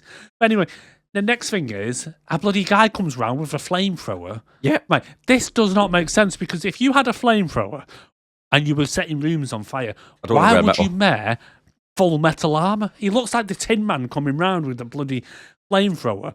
Because all you're going to do is just cook yourself inside it. Exactly. Because everybody knows metal conducts heat. Yeah, massively. And he literally goes into a room and he's setting it on fire and he's in the middle of it. And I wouldn't be surprised if at one point he's like, oh, God, it's a bit hot in here. And that can't be light. No. It looked really heavy. No. But yeah, Sawyer decides to shoot at him for some reason, even though he's clearly wearing metal body armor. Yep. What a waste of bullets. Yep. Oh, just wound me up that. And then Skinner kind of intervenes and gets himself burnt. You see him burnt to a crisp. Yeah. He's literally third burns all over his arms and everything. You can see Yep. where the injuries are. But yet, it's perfectly fine 5 minutes later. Yeah. Yeah. It's stupid. Anyway, but Sawyer gets captured by the Invisible Man after Skinner takes out the flamethrower dude. And then where are we up to then? Then we've got in the meantime, Skinner, before Skinner does this, he's planting the bombs like we say him. And again, he gets burned because some of the falling iron that's dripping Yep. burns him there. I mean, that would like melt through you. It's that hot. Well, It's yeah. not a case of like a spark from a grinder or somebody doing welding. It's Literally molten metal. Metal. Enough to kill a Terminator. Yes. But not the Invisible Man. Not the Invisible Man. No. I think you're right when you said earlier that you think he might have bulletproof skin or something, because Something doesn't add up, or does like it? fast healing, or yeah, Somewhere doesn't else add has up. got to be up there. But then we cut back to Em and Alan, who have now made their way into some storage room or something. I don't know what it was, but they're having some kind of fight. Alan gets the best of him, picks up an axe, looks like he's about to bludgeon him to death when the bombs go off, and then he gets him the Phantom, or M gets himself back up, puts his mask in front of him, and he sees Sawyer being held behind him by the Invisible Man with a knife, and he turns around and shoots the Invisible Man. It kind of reminds me of The CSI, that. Yeah. Because I remember one of these episodes that I told you about. I think it was CSI Miami, or whatever, it's the one with the ginger guy. Yeah. Right. With Horatio And, when he yeah. was there. And there's a dead body on the floor, and they take a picture of this dead body, and in the blood, when you zoom in, you can see a sniper 6 miles away on the fucking rooftop. And it was just the same concept as that with the helmet. Yeah. It like shows him the helmet, and then it zooms in, and it's the 2 guys what are behind him on the other side of the room. It's just stupid the way they did it. I know. Why didn't... Right, so he's got Sawyer by knife point, right? Yes. Fair enough, right? Mhm. But Alan's also got his boss in front of him, and he's got a gun in his hand. So why didn't he just go, let Sawyer go, I'm going to shoot your boss? Or why didn't he just shoot him, turn around and shoot him? Yes. But anyway, he turns around, shoots the Invisible Man, and then again, M pulls a knife from nowhere. Pocket knife! In the back shoulder. Yeah, There's no main arteries or anything up there, so it should be all right. he should have been, yeah. It should have been. It is but a flesh wound. But yeah, it's just after and then... Oh, How high were they, by the way? oh, they were quite high, yeah? Yes. Yeah. M jumps out the building, no problems. Oh, yeah. Again, just eats out a bloody hole in the wall or window. But the other thing as well is just before they're catching him, how does that mirror trick that he does work? Because Alan walks into a room, sees what looks like M, and he shoots it, but it turns out to be a mirror. But rather than being next to the mirror like it would look like if he was that size, he's like next to him over there in the corner. So it's like, how have you made that reflection over there by standing there? Smoke and mirrors, my friend. It's bloody... It was a mirror looking into a mirror, looking into another mirror. It's convenient, Munch. And this Allan is meant to be a legendary hunter. Yeah. But I'm sure a little mirror trick would not fool him. Exactly. The guy can jizz in a woman's mouth from 3 miles away. I mean, why does that? Right, I don't know why, right? Every time you say that, right, I get this image in my head of literally the liquid just flying through the air. Do you know what I mean? It's just straight in, right into the back. Salting. Dead. Yes. That's how he kills his lovers. It just at the back of the neck. It's got to be. But then Sawyer now proves that, he can take his time with the gun, because that one lesson he had with Allan that time really paid off. Yes. Even though he was cut short by asking a question about his son. So M's running off and is now somehow like 5 miles away, running towards the sub through the snow. Yep. And Sawyer manages to shoot him and kill him. Yep. And he drops the package into the water, and he looks back, and Allan goes, "Time for me to die." When he does, he goes... He does. It's just like, he looks back and he's like, "Oh, I'm just a bit tired." And it's like, "What were you, dude?" Knife in the back. Oh. Poor Sawyer, though, he's actually really excited that he got him. I know. It's like, "I got him." "Oh, you dead." "Oh, shit." Oh, well. So now it's just snap cuts straight to the next scene. Back in Africa, and the gang are burying him. They've dragged his body back to Africa. Nice one. What's with that witch doctor dancing in the grass?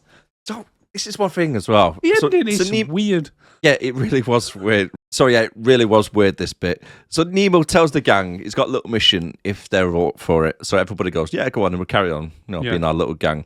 Sawyer then leaves a loaded gun on Alan's grave for some little kids to come along and play with it. I was going to say, that gun looks expensive, so like, someone's nicking that 5 minutes afterwards. Yeah, but he cocked it. Yeah. So it's loaded. There you go, Allan. Yeah. Just you've got to let a stray bullet off and kill somebody else. That's something, mate. And then as they're walking off, this is the witch doctor you're talking about, who's doing voodoo magic. Does he bring him back to life?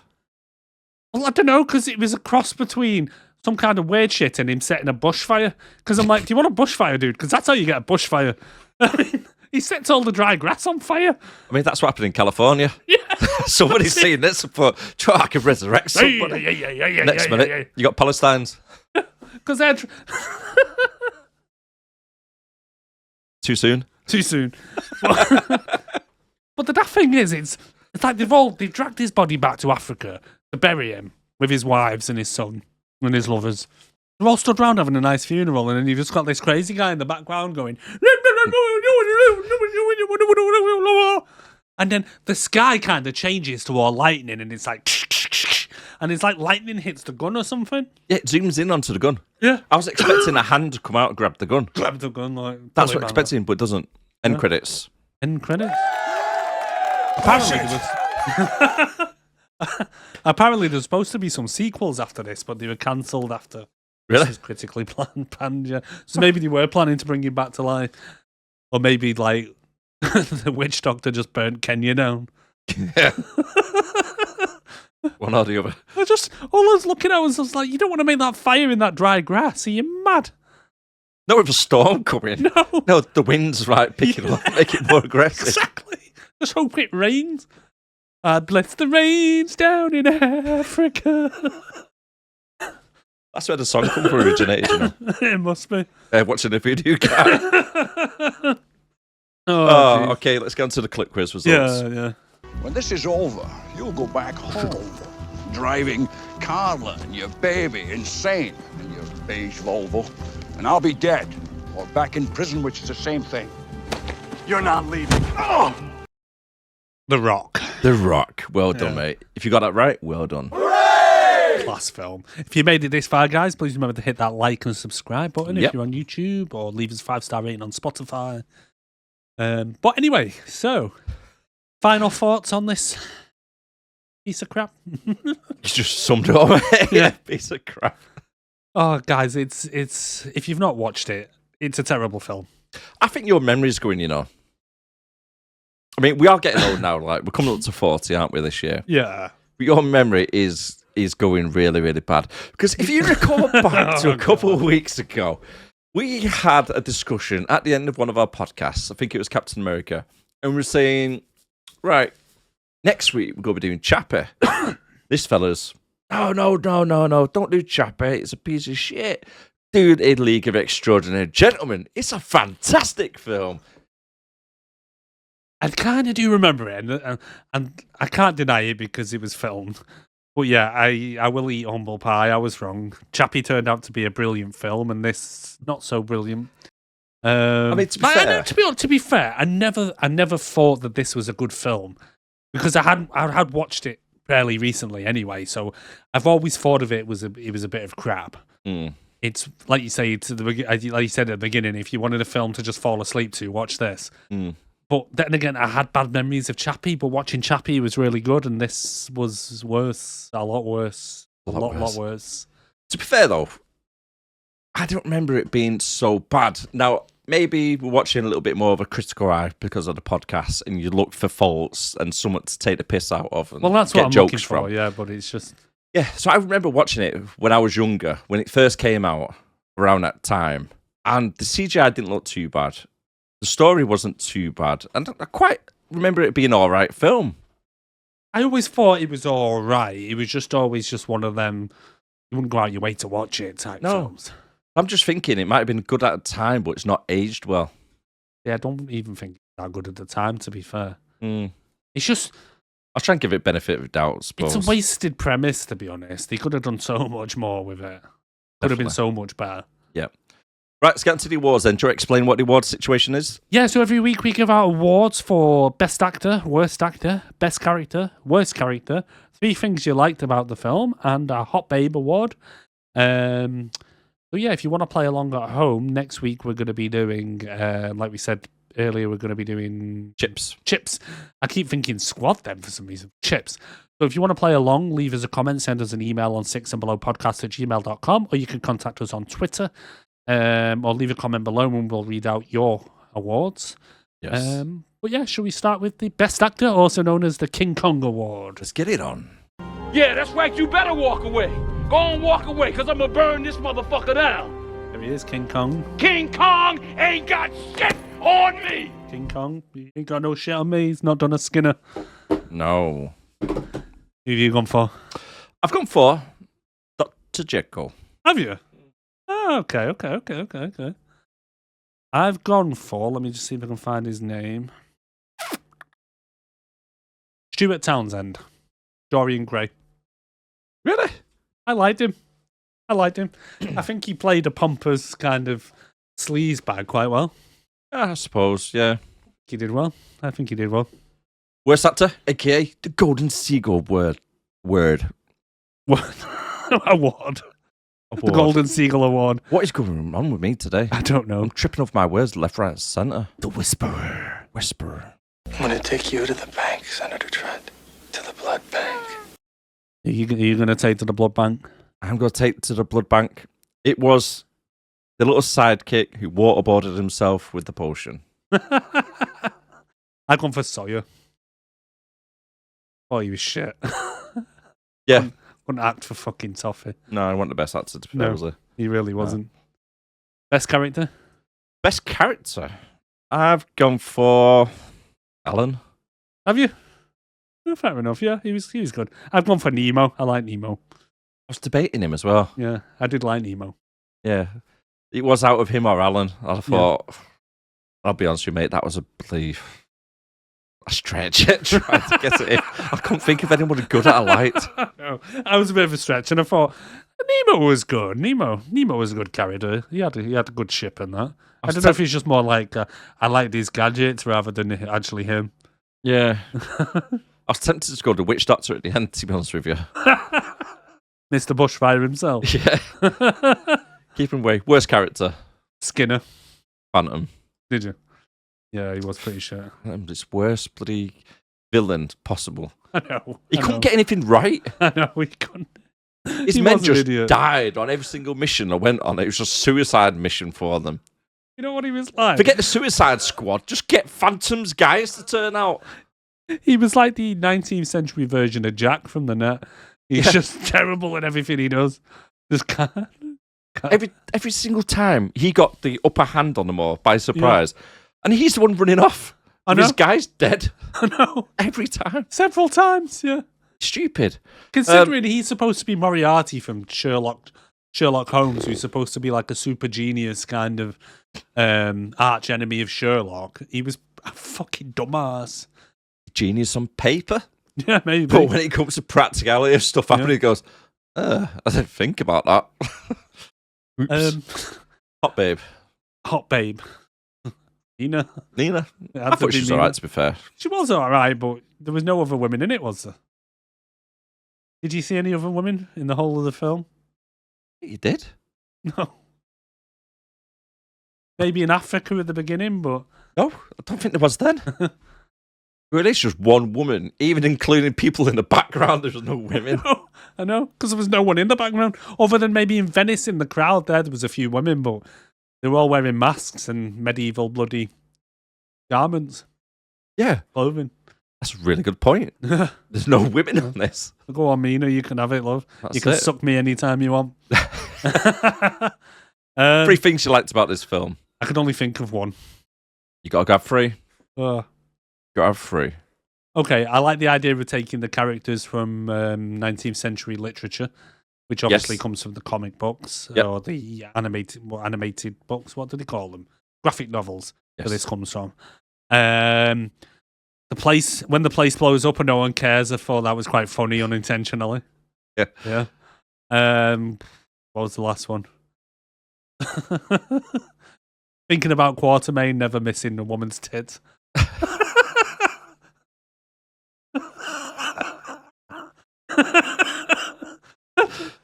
Yeah, okay. Okay. So mine was the opening scene with the tank. Right. Okay. That was quite good. With the bobbies. Stop in the name of the law! Right, I've actually put on here, and I If don't you know say why. the CGI, I'm going to throw someone in. You know me too well. The CGI was the worst one. I thought the overall CGI wasn't too bad, especially when Skinner was set on fire. That looked all right. I mean, the CGI was terrible. Overall was shit, but there was a couple of bits what looked all right. It was better CGI in Masters of the Universe than this. The bats weren't too bad when Nina was flying around. And Skinner melting, and I was about to say Dorian Gray, but that was shit as well. Yeah. When he turns to dust. Yeah. Dusty Gray. And then my third one as a throwaway, the shot Sawyer made at the end to kill them. Yeah. I like the bullet flying down. I'll take that one as well. A little bit like the game from Sniper Elite. Yeah. The way it goes through the bones into the testicles. Oh, yeah. That's what happens. Is that the same view you get when you think of Alan? Yeah. Entering the mouth, like. Yeah. Right out of 10. I'd probably give this probably a 4.5. I've gone for 5. Have you? Yeah. So, Wall of Fame. 4.8 in it. So now we, in this section, we put it onto our Wall of Fame. So we have 3 categories. We have one to skip, worth a watch, or a must-see movie. So I think this is going to be joining one to skip, I'll be honest. I agree, mate. Yep. Yeah, it's definitely not. It I could wouldn't be say it's there. worth a watch, and I definitely wouldn't be recommending it to anyone. It could be there with Twilight, Double Impact, Mario Brothers, Men in Black International. Texas Chainsaw, the newest one. Oh, the woke one. Yep. Twilight. Dragon Ball. Yeah. Expendables. Masters of the Universe there. did, Madden Web. Did we put Masters of the Universe in there? Yeah. Did we? Oh, cheer. Oh, It was Deep Blue garbage. Sea. Is that Deep Blue Sea behind you as well? Yeah, Deep Blue Sea, Missing in Action, Snakes on a Plane. Jurassic Park. Yeah, what's that so one they're all one to skip, guys. There we go. The Net, there it is. From the other week. Aquaman, Lost Kingdom. I think this is number 61. So if you are new to us, by the way, the older ones are a little bit more cruder. Very crude, and the language is a bit bad as well. Yes. I think that's why we're not getting any viewers. Probably. Probably. But yeah, if you made it this far, let us know where would you put it. Would you put it into one to skip? Do you agree with us on our comments? Please do let us know. And please hit that like and subscribe.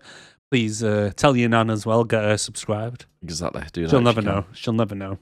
Yeah, just grab a phone, put subscribe on, Yeah. tuck her away in the corner. Chuck her away in the corner. Yeah, put put her a back little- in.